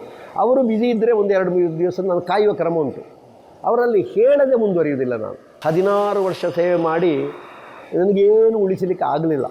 ಯಾಕಂದರೆ ಅಲ್ಲಿ ಆ ವೀಳ್ಯವೂ ಅಷ್ಟೇ, ಅಲ್ಲಿಯ ವ್ಯವಸ್ಥೆಯೂ ಹಾಗೆ. ಅಲ್ಲಿ ಆಟದಲ್ಲಿ ನನಗೇನು ಕೊರತೆ ಆಗಲಿಲ್ಲ, ಹೆಸರು ಬಂದಿದೆ, ನಾನು ತುಂಬ ತಯಾರಾಗಿದ್ದೇನೆ. ಆದರೆ ಆರ್ಥಿಕವಾಗಿ ನನಗೇನು ಉಳಿಸಲಿಕ್ಕೆ ಆಗಲಿಲ್ಲ ಕಟೀಲು ಮೇಳದಲ್ಲಿ. 2007ನೇ ಇಸವಿ ಮೇ ತಿಂಗಳಲ್ಲಿ ನನ್ನ ಮೇಳದ ಕೊನೆಯ ತಿರುಗಾಟ 23,000 ರೂಪಾಯಿ ನನಗೆ ಸಂಬಳ ಇದ್ದದ್ದು. ಈಗಲೂ ಉಂಟು ಚೀಟಿಗೆ ನಾನು. ಅದರಲ್ಲಿ ಏನು ಮಾಡ್ಬೋದು ಹೇಳಿ. ಆದರೆ ನಮ್ಮ ದನಿಗಳ ಇಲ್ಲಿಂದ ಬಂದ ನಂತರ ತುಂಬ ಇಂಕ್ರಿಮೆಂಟ್ ಆಗಿದೆ. ಯಾಕಂದರೆ ಸಂಬಳವನ್ನು ಮುಕ್ತವಾಗಿ ಹೇಳಲಿಕ್ಕೆ ಆಗುವುದಿಲ್ಲ. ಒಬ್ಬರ ಸಂಬಳ ಇನ್ನೊಬ್ಬರಿಗೆ ಗೊತ್ತಾದರೆ ಕಷ್ಟ. ನನಗೆ ಸಮಾಧಾನದ ಸಂಬಳ ಉಂಟು ನಮ್ಮ ಮೇಳದಲ್ಲಿ. ರಸ ಕುಡಿಯುವಾಗ ಕಸ ಸಿಕ್ಕಿದ ಮುನಿವರನಾಲಿಪುದು ಪೀಠೆಯು ಗಣಪತಿ ಸಾಜವನು ಮುನಿವರ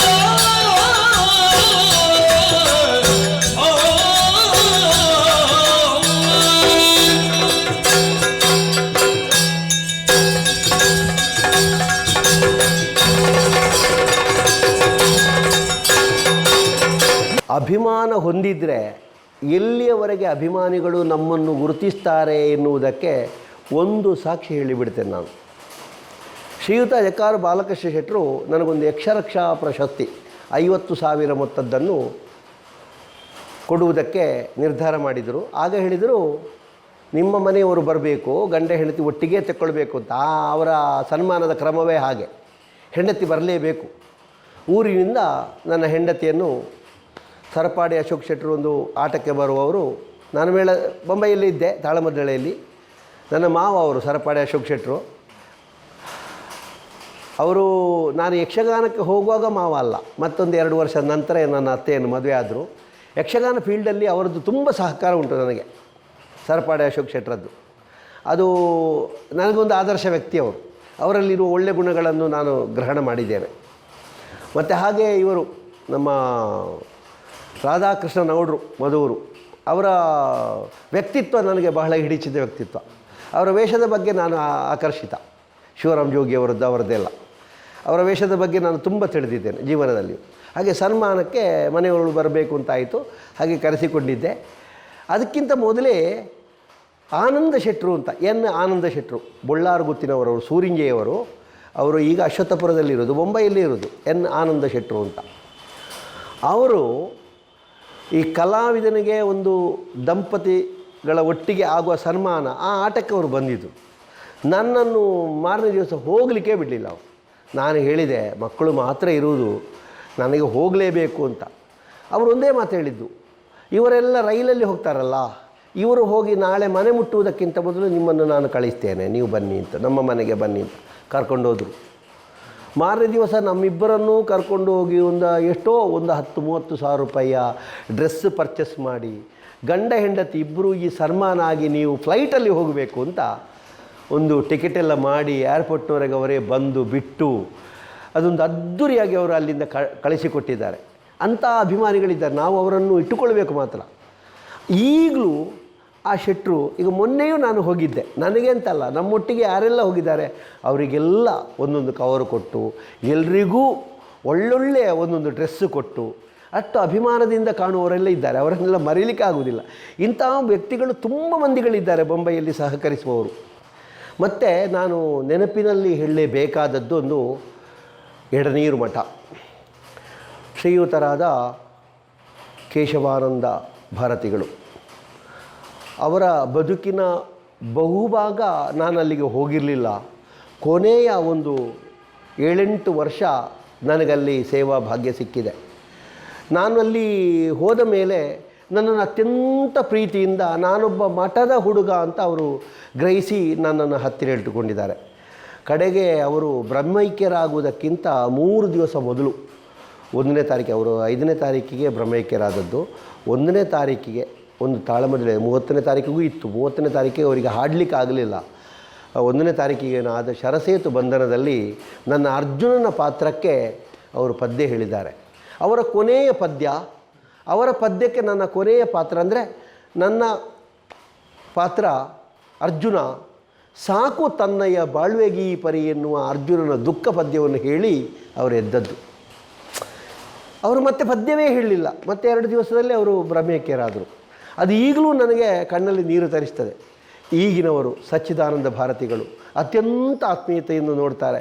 ಮಠದಲ್ಲೇ ಆಗುವ ಯಾವ ಒಂದು ಊಟದ ಕಾರ್ಯಕ್ರಮ ಇದ್ದರೂ ಮಾರನೇ ದಿವಸ ಎಲ್ಲಿಯಾದರೂ ಸಿಕ್ಕಿದೆ, ನೀನೇನು ನಿನ್ನೆ ಬರಲಿಲ್ಲ, ನೀನೇನು ಮಠವನ್ನು ಮರ್ತೀಯಾ, ನಿನಗೆ ದಾರಿಯೇ ಈಗ ಗೊತ್ತಾಗೋದಿಲ್ವ, ಇಷ್ಟು ಅಭಿಮಾನದಿಂದ ಪ್ರೀತಿಯಿಂದ ಮಾತಾಡಿಸ್ತಾರೆ.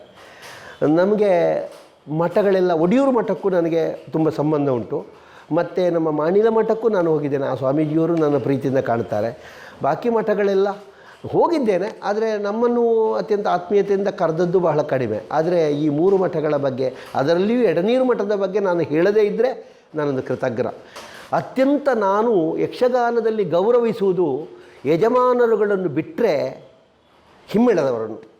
ಯಾಕಂದರೆ ನಾನು ಅದರಲ್ಲಿ ವೀಕ್, ನನಗೆ ಅದು ಅವರು ಬೇಕೇ ಬೇಕು. ನಾನು ಆಗಲೇ ಹೇಳಿದ್ದೇನೆ ನನ್ನ ನಾಟ್ಯದ ಗತಿಯ ಬಗ್ಗೆ. ಯಾರೇ ಕೂತ್ಕೊಳ್ಳಿ, ಭಾಗವತಿಗೆ ಈಗ ಕೂತ್ಕೊಂಡ್ರೆ ನಾನು ಅವರನ್ನು ಅತ್ಯಂತ ಗೌರವದಿಂದ ಕಾಣ್ತೇನೆ. ಮತ್ತು ನನ್ನ ವೇಷಕ್ಕೆ ಇಂಥವರೇ ಪದ್ಯಕ್ಕಾಗಬೇಕು, ಇಂಥವರೇ ಚೆಂಡೆಗಾಗಬೇಕು ಅಂತ ನಾನು ಇಷ್ಟರವರೆಗೆ ಕೇಳಿದ್ದಿಲ್ಲ. ಯಾರ ಪದ್ಯಕ್ಕೂ ಯಾರ ಚೆಂಡೆಗೂ ನಾನು ನನಗೆ ಕೂಡಿದ್ದನ್ನು ನಾನು ಮಾಡ್ತೇನೆ. ಸುಪ್ರಸಿದ್ಧ ಕಲಾವಿದರಿದ್ದಾರೆ ಅಂತ ಒಂದು ಪ್ರಚಾರ, ಅದು ಹೌದು. ಯಾಕೆ ಹೌದು ಕೇಳಿದರೆ, ಅವರಲ್ಲಿರುವ ಟ್ಯಾಲೆಂಟ್ಗಳು. ತೆಂಕುತಿಟ್ಟಿನಲ್ಲಿ ಇವತ್ತು ವೇಷದ ಬಗ್ಗೆ ನಾನು ಹೇಳುವುದಲ್ಲ, ಸಮರ್ಥವಾಗಿ ವಿದ್ವತ್ತಿನ ಬಗ್ಗೆ ಉತ್ತರ ಕೊಡುವುದಕ್ಕೆ ಸಮರ್ಥರು ವಾಸುದೇವ ರಂಗಭಟ್ರು. ಯಾವ ಪುರಾಣವನ್ನೇ ಕೇಳಿ ಸಮರ್ಥ. ಇಷ್ಟು ಸಣ್ಣ ಪ್ರಾಯದಲ್ಲಿ, ಅವರಿಗೆ ಈಗ 40 ವರ್ಷದ ಒಳಗುಂಟು ಅವರ ಪ್ರಾಯ. ಇಷ್ಟು ಸಣ್ಣ ಪ್ರಾಯದಲ್ಲಿ ಅವರ ವಿದ್ವತ್ತು. ನಮ್ಮ ಪ್ರಮುಖ ವೇಷಧಾರಿ ಯಾಕೆ ಕೇಳಿದರೆ ಅವರಲ್ಲಿ ಅಷ್ಟು ಉಂಟು. ಒಂದು ತಾಳಮದ್ದಳೆಗೆ ಕೂತರು ಅವರು ಗಟ್ಟಿ ನಿತ್ತರೆ ಅವರನ್ನು ಅಲುಗಾಡಿಸಲಿಕ್ಕೆ ಭಾರಿ ಕಷ್ಟ ಉಂಟು. ಅಂಥ ಕಲಾವಿದಿರುವುದು. ನನ್ನ ವಿಷಯ ಬಿಡಿ. ಮತ್ತು ನಮ್ಮ ಜಗತ್ತಣ್ಣ ಜಗದಾಭಿರಾಮ ಪಡುಬಿದ್ರೆಯವರು ಒಂದು ಆಯಾಸ ಇಲ್ಲದ ಕಲಾವಿದ. ನೀವು ರಂಗ ಪ್ರವೇಶ ಅವರು ಮಾಡಿದರೆ ನೀವು ನೋಡ್ಬೋದು, ಎಷ್ಟು ಪದ್ಯ ಕೊಟ್ಟರು ಅವರಿಗೆ ಲೆಕ್ಕವೇ ಅಲ್ಲ. ಮೊದಲಿನವರು ಕೆಲವರು ಇದ್ದಾರೆ, ಇಲ್ಲ ಅಂತಲ್ಲ. ಆದರೆ ಈಗ ಇರುವ ಪ್ರಕೃತ ನಮ್ಮ ಕಲಾವಿದರು ಯಾಕೆ ಒಳ್ಳೆ ಕಲಾವಿದರ ಒಂದು ಮೇಳ, ಗಜಮೇಳ, ತೆಂಕುತಿಟ್ಟಿನಲ್ಲಿ ಒಂದು ಸುಪ್ರಸಿದ್ಧ ಮೇಳ ಅಂತ ಗುರುತಿಸಲ್ಪಡುವಲ್ಲಿ ನಮ್ಮ ದನಿಗಳು ಆಯ್ಕೆ ಮಾಡಿದ ಜನಗಳ ಪ್ರತಿಭೆಯನ್ನು ನಾನು ಹೇಳೋದು ಸುಮ್ಮನೆ ಅಲ್ಲ. ಶೆಟ್ಟಿಗಾರರು, ಸದಾಶಿವ ಶೆಟ್ಟಿಗಾರರು ತೆಂಕುತಿಟ್ಟಿನಲ್ಲಿ ಈಗ ಅನೇಕ ಗಣ್ಯರಿದ್ದಾರೆ. ಆದರೆ ಒಂದು ಸ್ವರಭಾರದಲ್ಲಿ, ಒಂದು ಬರವಣಿಗೆಯಲ್ಲಿ ಒಂದು ಖಳಪಾತ್ರ ಕಾಣಿಸಿಕೊಳ್ಳುವ ಒಂದು ಚಂದ.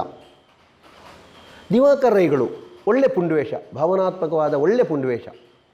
ಮತ್ತು ನಮ್ಮ ಹಿಲಿಯಾಣ ಸಂತೋಷ್ ಕುಮಾರರು ತೆಂಕುತಿಟ್ಟಲ್ಲಿ ಒಳ್ಳೆ ಶ್ರೀವೇಷ, ಎಲ್ಲ ಬಗೆಯ ಒಂದು ಗರತಿ ವೇಷ ಮಾಡಲಿಕ್ಕೂ ಒಂದು ಕುಣಿಯುವ ವೇಷ ಮಾಡಲಿಕ್ಕೂ ಸಮರ್ಥ. ಮತ್ತು ನಮ್ಮ ಎಲ್ಲದಕ್ಕೂ ಆಗುವ ಪೆರ್ಲ ಜಗನ್ನಾಥ ಶೆಟ್ಟರು ಅತ್ಯಂತ ಸೂಕ್ಷ್ಮಮತಿ. 15 ನಿಮಿಷದಲ್ಲಿ ಒಂದು ವೇಷದಿಂದ ಇನ್ನೊಂದು ವೇಷಕ್ಕೆ ಸೇರ್ಪಡೆ ಆಗ್ತದೆ ಆ ಜನ.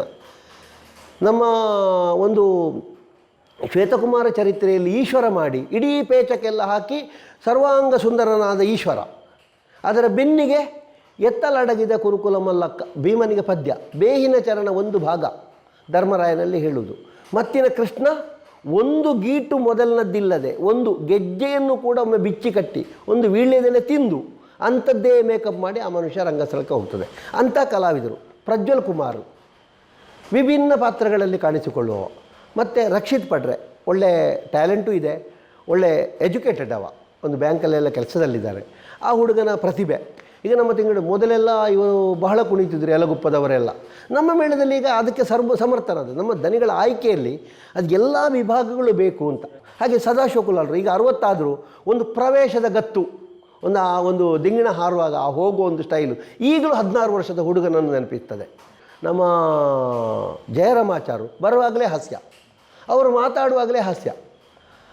ತೆಂಕುತಿಟ್ಟಿನ ಒಂದು ಗೊಣಸು ಅಂತಲೇ ಹೇಳ್ಬೋದು. ಮತ್ತು ಸೀತಾರಾಮ್ ಕುಮಾರ್ ನಮ್ಮ ಮೇಳದಲ್ಲಿ ಕೆಲವು ಪಾತ್ರಗಳನ್ನು ಮಾಡ್ತಾರೆ, ಇನ್ನೊಬ್ಬ ಮಾಡಲಿಕ್ಕೆ ಸಾಧ್ಯ ಇಲ್ಲದ ಹಾಗೆ ಮಾಡ್ತಾರೆ. ಮತ್ತು ನಮ್ಮ ಈಗ ಈ ಉದಯೋನ್ಮುಖ ಕಲಾವಿದ ಪ್ರಸಾದ್ ಸವಣೂರಿದ್ದಾನೆ, ಮತ್ತು ಶಿವರಾಜ್ ಬಜ್ಕುಡುಲ್ಲು ಅಂತ ಒಬ್ಬ ಇದ್ದಾನೆ, ಮತ್ತು ಪೃಥ್ವೀಶಾ ಅಂತ ಒಬ್ಬ ಹುಡುಗ ಇದ್ದಾನೆ. ಭಾರೀ ಚಂದದ ವೇಷ, ಭಾರೀ ಚಂದದ ವೇಷ. ಅವರಿವರು ಅಂತಲ್ಲ, ನಮ್ಮ ಮೇಳದಲ್ಲಿ ಒಟ್ಟು ಈ ಕೆಲಸದವರು ಇರ್ಬೋದು. ಅದಕ್ಕೆ ಬೇಕಾದ ಈಗ ಕಳೆದ ವರ್ಷ ಒಂದು 6-7 ಮಂದಿ ಇದ್ದರೂ ಸಮರ್ಥವಾಗಿ ಎಲ್ಲವನ್ನು ನಿರ್ವಹಿಸಿದ್ದಾರೆ. ನಿರ್ವಂಚನೆಯಿಂದ ದನಿಗಳು ತೋರಿಸುವ ಪ್ರೀತಿಗೆ ಆತ್ಮೀಯವಾಗಿ ಸ್ಪಂದಿಸ್ತಾರೆ. ನಮ್ಮ ಮೇಳದ ಒಂದು ಕಂಬವನ್ನು ಕೇಳಿದರು, ಈಗ ಇರುವ ಕಂಬವನ್ನು ಕೇಳಿದರು. ಒಂದು ದನಿಗಳ ಬಗ್ಗೆ ಆಗಲಿ ನಮ್ಮ ಮೇಳದ ವ್ಯವಸ್ಥೆಯ ಬಗ್ಗೆ ಆಗಲಿ ದೂರುವ ಹಾಗಿಲ್ಲ. ಮತ್ತು ಅದಕ್ಕಿಂತ ಹೊರತಾಗಿ ಮೊಸರಲ್ಲಿಯೂ ಕಲ್ಲು ಹುಡುಕೋರಿದ್ದಾರೆ. ಅದನ್ನು ಏನು ಮಾಡಲಿಕ್ಕೂ ಸಾಧ್ಯ ಇಲ್ಲ ನಮಗೆ. ನಾನು ರಾಗದಿವಲ್ಲಿದ್ದರೆ ಗೌರ್ಯದಿಂದಲೇ ತುಳಿಯ ಬಯಸಿದರೆ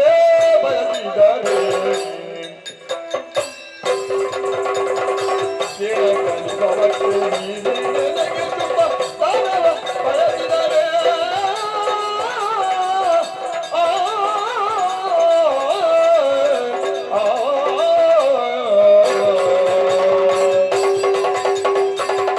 ನಾನು ಸಾಧಾರಣ ಕೇರಳ, ಕರ್ನಾಟಕ, ಹೈದರಾಬಾದ್ ಹೀಗೆಲ್ಲ ತಿರುಗಿದ್ದು. ಒಂದು ಶ್ರೀಯುತ ಶ್ರೀಧರ ಭಂಡಾರಿಯವರೊಟ್ಟಿಗೆ ಮಳೆಗಾಲದ ತಿರುಗಾಟದಲ್ಲಿ, ಮತ್ತೊಂದು ನಿಡ್ಲೆ ಗೋವಿಂದ ಭಟ್ರ ಟೂರಲ್ಲಿ.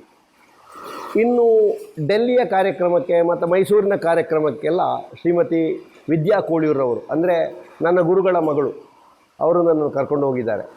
ಹೆಚ್ಚಂದರೆ ನನ್ನನ್ನು ಅಮೇರಿಕಕ್ಕೂ ಒಮ್ಮೆ ಕರೆದಿದ್ದರು ಅವರು. ಏನೋ ನನಗೆ ಆಗ ಶನಿ ಬಿಡಲಿಲ್ಲ ಕಾಣ್ತದೆ, ನಾನು ಹೋಗಲಿಲ್ಲ. ನನ್ನ ಬದಲಿಗೆ ಬೇರೆಯವ್ರನ್ನ ಕರ್ಕೊಂಡು ಹೋಗಿದ್ದಾರೆ. ಮತ್ತೊಂದು ಸಲ ಪಟ್ಲದವರು ಟ್ರೈ ಮಾಡಿದರು, ನಮ್ಮನ್ನು ಚೆನ್ನೈಯವರೆಗೆ ಕರ್ಕೊಂಡು ಹೋದರು. ಅಲ್ಲಿ ನಮಗೆ ವೀಸಾ ಸಿಕ್ಕಲಿಲ್ಲ. ನನಗೂ ಮಾರ್ನಾಡು ಅಕ್ಷಯ್ ಕುಮಾರಿಗೂ ಸಿಕ್ಕಲಿಲ್ಲ. ಹೋದ 9 ಮಂದಿಗಳಲ್ಲಿ ಮೊದಲು ಹೋಗಿ ಅಭ್ಯಾಸ ಇದ್ದ 7 ಮಂದಿಗಳಿಗೆ ಮಾತ್ರ ವೀಸಾ ಕೊಟ್ಟರು. ನಾವು ರಿಟರ್ನ್ ಆಗಿದ್ದೇವೆ. ಅದೊಂದು ಬಾರಿ ಬೇಸರ. ಅರಬ್ ಕಂಟ್ರಿಗಳಿಗೆ ಅಂದರೆ ಫಾರಿನ್ ಟೂರ್ಗಳಿಗೆ ಕರ್ಕೊಂಡು ಹೋದವರು ಪ್ರಪ್ರಥಮ ಶ್ರೀಧರ ಭಂಡಾರಿಯವರು. ಅದು ಕೋಟಿ ಚೆನ್ನೈ ಪ್ರಸಂಗಕ್ಕೆ ಕರ್ಕೊಂಡು ಹೋದ್ದು. ಆ ನಂತರ ಡಿ ಮನೋಹರ್ ಕುಮಾರ್, ಆ ನಂತರ ಸಂಜಯ್ ಕುಮಾರ್, ಮತ್ತು ಬಹಳ ಸಲ ಹೋಗಿದ್ದೇನೆ. ಅದೆಲ್ಲ ಪಟ್ಲ ಸತೀಶ್ ಶೆಟ್ಟರ ಕೇರಪ್ಪಲ್ಲಿ. ಬೊಂಬೈಯಲ್ಲಿ ನನಗೆ ಇತ್ತೀಚೆಗೆ ಕಾರ್ಯಕ್ರಮ ಕೊಡುವವರು ಶ್ರೀಯುತ ಅಜಕಾರು ಬಾಲಕೃಷ್ಣ ಶೆಟ್ಟರು, ನನ್ನ ಪೋಷಕ ಅಂತ ಹೇಳ್ಬೋದು ಅವರನ್ನು. ಅವರಿಗೂ ನನಗೂ ಬಹಳ ನಿಕಟ ಸಂಬಂಧ ಉಂಟು. ನಾನು ಮೊದಲು ಬೊಂಬೈಯಲ್ಲಿ ಹೋಟ್ಲ್ ಕೆಲಸಕ್ಕೆ ಹೋಗ್ತಾ ಇರುವಾಗ ಕೆಲವು ಮಂಡಳಿಗಳಿಗೆ ವೇಷಕ್ಕೆ ಹೋಗ್ತಾ ಇದ್ದೆ. ಅದರಲ್ಲಿ ಗೀತಾಂಬಿಕ ಮಂಡಳಿಯಲ್ಲಿ ಇದೇ ಬಾಲಕೃಷ್ಣ ಶೆಟ್ಟರು ವೇಷ ಮಾಡ್ತಿದ್ದರು. ಆಗ ಅವರೊಟ್ಟಿಗೆ ಕೆಲವು ಸಲ ವೇಷ ಮಾಡಿದ ಅನುಭವ ಉಂಟು. ನಾನು ಬೊಂಬೈಗೆ ಪ್ರಥಮ ಹೋದ್ದು ಒಂದು ವೇಷ ಮಾಡಲಿಕ್ಕೆ, ಅಂದರೆ ವರ್ಷದಲ್ಲಿ 1-2 ವೇಷಕ್ಕೆಲ್ಲ ಹೋಗ್ತಾ ಇದ್ದೆ. ಅದು ಕಟೀಲು ಪದ್ಮನಾಭಣ್ಣ ಅಂತ ನಮ್ಮ ಅಸ್ರಣ್ಣರ ಕೀರ್ತಿಶೇಷರಾದ ಗೋಪಾಲಕೃಷ್ಣ ಅಸ್ರಣ್ಣರ ಸಂಸ್ಮರಣೆ ಅಂತ ಅಲ್ಲಿ 1 ವರ್ಷ ಮಾಡ್ತಾರೆ. ವರ್ಷಂಪ್ರತಿ ಅಲ್ಲಿ ಬೊಂಬೈಯಲ್ಲಿ ಆಟ ಆಗ್ತದೆ. ಅದಕ್ಕೆ ನಾನು ಪ್ರಥಮ ಬೊಂಬೈಯ ವೇಷಕ್ಕೆ ಅಂತ ಕರೆಸಿದವರು ಕಟೀಲು ಪದ್ಮನಾಭಣ್ಣ. ಮತ್ತು ತಾಳಮದ್ದಳೆಗೂ ನಾನು ಬೊಂಬೈಗೆ ಮೊದಲು ಹೋಗಿದ್ದೆ. ವಾಸುದೇವ ಸಾಮುಗರ ಸಂಯಮಂ ಟೂರಲ್ಲಿ ಒಂದು 4-5 ತಾಳಮದ್ದಳೆಗೆ ಬೊಂಬೈಗೆ ಹೋಗಿದ್ದೆ. ಎಷ್ಟಾಯ್ತು? 3 ತೀರಿತೆ ನಿನ್ನ ಸಂತಾಪವು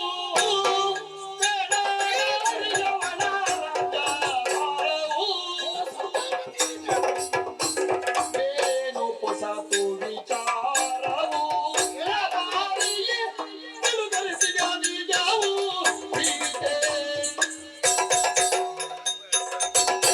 ತೀರಿತೆ ಮಾಡಿಕೊಳ್ಳುವ ಸಂತಾಪವು ಅಂತರಂಗದ ಒಳಗೆ ಕುದಿಯುತ್ತಿರುವಂತಹ ವಿಚಾರಧಾರೆಗೆ ಸರಿಯಾದ ಶಮನ ಸಿಕ್ಕಿತೋ ಇಲ್ಲೋ ತಲೆ ಉಳಿಸಿದ್ರೆ. ಯಕ್ಷಗಾನ ಎನ್ನುವುದು ನನಗೆ ಬಹಳ ಕೊಟ್ಟಿದೆ. ಅದು ಕೊಟ್ಟದ್ದರ 100ರಲ್ಲಿ 10 ಪಟ್ಟು ನನಗೆ ಕೊಡಲಿಕ್ಕೆ ಆಗಲಿಲ್ಲ. ನಾನು ವೇಷ ಮಾಡ್ತೇನೆ, ಉದರಂಬರಣೆಗೆ ಬೇಕಾಗಿ ತಾಳಮದ್ದಳೆಗೆ ಹೋಗ್ತೇನೆ, ಸಂಭಾವನೆ ಸಿಗ್ತದೆ ಅಂತ. ನಾನು ಯಕ್ಷಗಾನಕ್ಕೆ ಕೊಟ್ಟದ್ದು ಬಹಳ ಕಡಿಮೆ. ಯಕ್ಷಗಾನ ನನಗೆ ಬಹಳ ಕೊಟ್ಟಿದೆ. ಕಟೀಲು ಮೇಳದಿಂದ ಆರಂಭಗೊಂಡ ನನ್ನ ತಿರುಗಾಟ ಅದೊಂದು ಶುಭಾರಂಭವಾಗಿ ನನ್ನ ಬದುಕಿಗೆ ಒಂದು ಯಶಸ್ವಿ ಚಾಲನೆಯನ್ನು ಕೊಟ್ಟಿದೆ. ಮತ್ತು ನಮ್ಮ ದನಿಗಳು ಉದಾರತೆಯಿಂದ ಅದನ್ನು ನೋಡಿದರು. ನಾನೊಂದು ಒಳ್ಳೆ ಮನೆ ಕಟ್ಟಿದ್ದೇನೆ. ನನ್ನ ಹೆಂಡತಿ ಹೆಸರು ಪ್ರಬಲತಾ ಅಂತ, ಮಕ್ಕಳ ಹೆಸರು ಪಲ್ಲವಿ ಮತ್ತು ಪವಿತ್ರ. ಒಬ್ಬಳಿಗೆ 18 ವರ್ಷ ಕಳೆಯಿತು, ಮತ್ತೊಬ್ಬಳಿಗೆ 17 ವರ್ಷ ಕಳೆಯಿತು. ಒಂದು ದಾಂಪತ್ಯ ಜೀವನ 2002ರಲ್ಲಿ ಪ್ರಾರಂಭ ಮಾಡಿದ್ದೇನೆ. ಸುಖ ದಾಂಪತ್ಯ ಜೀವನ, ಏನೂ ಇದಿಲ್ಲ, ತೊಂದರೆ ಇಲ್ಲ. ನನಗೆ ಆಟಕ್ಕೆ ಹೋಗಲಿಕ್ಕಿದ್ದರೆ ನನ್ನ ಮಕ್ಕಳೇ ಅದಕ್ಕೆ ಬೇಕಾದ ವ್ಯವಸ್ಥೆಯನ್ನೆಲ್ಲ ಮಾಡ್ತಾರೆ. ಟೋಪನ್ ಇದ್ದರೆ, ರಂಗಿನ ಬಟ್ಟೆ ಇದ್ದರೆ ಅವರೇ ತೊಳೆಯುವುದು, ಅವರೇ ಗೆಜ್ಜೆ ಅದು ಇದನ್ನೆಲ್ಲ ಸೆಟ್ ಮಾಡಿಕೊಡ್ತಾರೆ. ಕಲಿಯುವ ಮಕ್ಕಳು ಅದು ಅವರು ದೂರ ಇವರು ದೂರ. ಒಂದು ನನ್ನ ಕಬಟಲ್ಲಿದ್ದ ಪುಸ್ತಕವನ್ನಾದರೂ ಇಂಥ ಪುಸ್ತಕ ಮಗ ಅಂತ ಹೇಳಿದರೆ ಎಲ್ಲ ತೆಗೆದಿಡ್ತಾರೆ. ಅವರಿಗೂ ಅದರ ಬಗ್ಗೆ ಒಳ್ಳೆ ಕಾಳಜಿ ಉಂಟು. ಯಾಕಂದರೆ ನಮ್ಮ ಅಪ್ಪ ಯಕ್ಷಗಾನದಲ್ಲಿ ದುಡಿದು ನಮ್ಮ ಹೊಟ್ಟೆ ತುಂಬಿಸ್ತಾನೆ ಎನ್ನುವುದು ಆ ಮಕ್ಕಳಿಗೂ ಗೊತ್ತುಂಟು. ನಾನು ದುಡಿತಾ ಇರುವುದು ನನ್ನ ಫ್ಯಾಮಿಲಿಗೆ, ನನ್ನವರನ್ನು ಹೊಟ್ಟೆ ತುಂಬಿಸಲಿಕ್ಕೆ ಅಂತ ನನಗೂ ಗೊತ್ತುಂಟು. ಯಕ್ಷಗಾನದಲ್ಲಿ ನಮಗೆ ಬದುಕಲಿಕ್ಕೆ ಗೊತ್ತುಂಟಾ, ಯಕ್ಷಗಾನ ನಮ್ಮನ್ನು ಬದುಕಿಸ್ತದೆ ಎನ್ನುವುದು ನಾನು ಎಲ್ರಿಗೂ ಮುಕ್ತ ಮನಸ್ಸಿನಿಂದ ಹೇಳೋದು. ಹವ್ಯಾಸಿಗಳು ಇದ್ದದ್ದರಿಂದ ಯಕ್ಷಗಾನ ಉಳಿದಿದೆ. ಯಕ್ಷಗಾನದಲ್ಲಿ ತಿರುಗಾಟ ಮಾಡುವವರು ಸಂಪಾದನೆ ನೋಡ್ತಾರೆ, ಹವ್ಯಾಸಿಗಳು ಸಂಪಾದನೆ ನೋಡುವುದಿಲ್ಲ. ಯಾಕಂದರೆ ಅವರಿಗೆ ಅದರ ಮೇಲೆ ಪ್ರೀತಿ ಎಲ್ಲ ಇರ್ತದೆ. ಒಂದು ಆಟ ಆಗಬೇಕು, ಒಂದು 4 ಜನ ಅವರಿದ್ದರೆ ಒಂದು 4 ಜನ ಕಲಾವಿದರಿಗೂ ಅವಕಾಶ ಸಿಗ್ತದೆ. ಹಾಗಾಗಿ ಒಂದು ಸ್ವಲ್ಪ ಯಕ್ಷಗಾನವನ್ನು ಉಳಿಸಿದವರು ಕೇಳಿದರೆ ಅದು ಹವ್ಯಾಸಿ ಕಲಾವಿದರು ಅಂತ ನಾನು ಹೇಳಲಿಕ್ಕೆ ಎಲ್ಲಿಯೂ ಸಂಕೋಚ ಪಡುವುದಿಲ್ಲ. ನಾನು ತಪ್ಪು ಮಾಡಿದರೆ ಕಾಣುವ ಪ್ರೇಕ್ಷಕರಿಗೆ ಅಧಿಕಾರ ಉಂಟು. ಒಬ್ಬ ಕಲಾವಿದ ತಪ್ಪು ಮಾಡಿದರೆ ಕಾಣುವ ಪ್ರೇಕ್ಷಕರಿಗೆ ಹೇಳುವ ಅಧಿಕಾರ ಉಂಟು. ಅದನ್ನು ಇಡೀ ಹೇಳಬೇಕು ಅಂತ ಇಲ್ಲ. ಫೋನ್ ಮಾಡಿ ನಿನ್ನದು ಇಂಥದ್ದು ತಪ್ಪಾಗಿದೆ ಅಂತ ಹೇಳಿದರೆ ಅದು ಹೌದಾದರೆ ಒಪ್ಪಿಕೊಳ್ಳುವ ದೊಡ್ಡ ಮನಸ್ಸು ಕೆಲವು ಕಲಾವಿದರಲ್ಲಿ ಉಂಟು, ನನ್ನಲ್ಲಿಂತಲ್ಲ. ಆದ್ದರಿಂದ ದಯಮಾಡಿ ನಾನೊಂದು ಕೈ ಮುಗಿಯುವುದು, ಯಾರ ವಿಮರ್ಶೆ ಮಾಡುವುದಿದ್ರು, ಯಾರನ್ನು ಪ್ರಶ್ನಿಸುವುದಿದ್ರು ಸಾಮಾಜಿಕ ಜಾಲತಾಣದಲ್ಲಿ ಅವರ ಮಾನವನ್ನು ಬೀದಿಗೆ ಇಳಿಯುವುದಕ್ಕೆ ಪ್ರಯತ್ನ ಮಾಡಬೇಡಿ. ಒಬ್ಬ ಕಲಾವಿದನನ್ನು ನೀವು ಸಣದು ಮಾಡಲಿಕ್ಕೆ ನೋಡಿದರೆ ಅದು ಆಗುವುದಿಲ್ಲ. ಅವರನ್ನು ಸಣದು ದೊಡ್ಡದು ಮಾಡೋದು ದೇವರು ಮಾತ್ರ, ಒಬ್ಬ ಮನುಷ್ಯನಿಂದ ಆಗುವುದಿಲ್ಲ. ಅದು ಆಗದೇ ಇರುವ ಕೆಲಸಕ್ಕೆ ಸುಮ್ಮನೆ ಗುಡ್ಡಕ್ಕೆ ಮಣ್ಣು ಹೊತ್ತ ಹಾಗೆ ಯಾಕೆ ಮಾಡುವುದು? ಇದು ನನ್ನ ವಿಜ್ಞಾಪನೆ, ವಿನಮ್ರತೆ. ಯಾರಲ್ಲಿಯೂ ಅಧಿಕಾರ ಸೂತ್ರದಿಂದ ಹೇಳುವುದಲ್ಲ. ಅದರ ಬಗ್ಗೆ ನನಗೆ ಬಹಳ ಬೇಸರ ಉಂಟು. ನನ್ನ ಬಗ್ಗೆ ಯಾರು ಬರೆಯುವುದಿಲ್ಲ. ಹಾಗೆ ಕೆಲವು ಕಲಾವಿದರ ಬಗ್ಗೆ ಬರೆಯುವುದನ್ನು ನೋಡುವಾಗ ನಮಗೆ ಅಯ್ಯೋ ದೇವರೇ ಹೀಗೆಲ್ಲ ಬರೀತಾರಲ್ಲ, ಯಾಕಪ್ಪ ಅವರಿಗೆ ನೋವು ಕೊಡ್ತಾರೆ ಅಂತ ಆಗ್ತದೆ. ಅದನ್ನು ಅವರಲ್ಲೇ ಹೇಳಿ, ಅವರು ಕೇಳದೇ ಇದ್ದರೆ ಮತ್ತೇನಾದರೂ ಅದಕ್ಕೆ ಸಂದರ್ಭವನ್ನು ಹುಡುಕಿ. ಹಾಗೆ ಎಲ್ರಿಗೂ ನಾನು ಹೇಳಿದ್ದರಲ್ಲಿ ಏನಾದರೂ ಕೇಳಿ ಬೇಸರ ಆದರೆ ಕ್ಷಮಿಸಿ. ಉಳಿದ ಜೀವನ ನಿಮ್ಮ ಅನುಗ್ರಹದಿಂದ, ನಿಮ್ಮ ಅನುಕಂಪದಿಂದ ಮುಂದುವರಿಯುತ್ತದೆ ಎನ್ನುವ ಒಂದು ಮಾತನ್ನು ನೆನಪಿಸ್ತಾ ಈ ಸಂದರ್ಶನದಿಂದ ವಿರಮಿಸ್ತೇನೆ. ನಮಸ್ತೆ. ಯಕ್ಷಗಾನಂ ಗೆಲ್ಗೆ.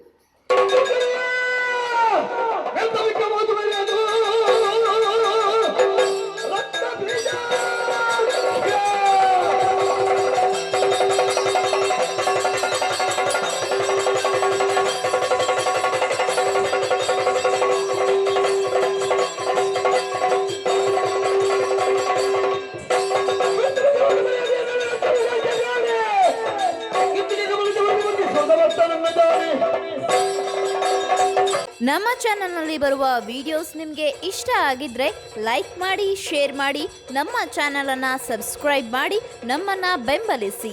ಯಕ್ಷಗಾನಂ ಗೆಲ್ಗೆ.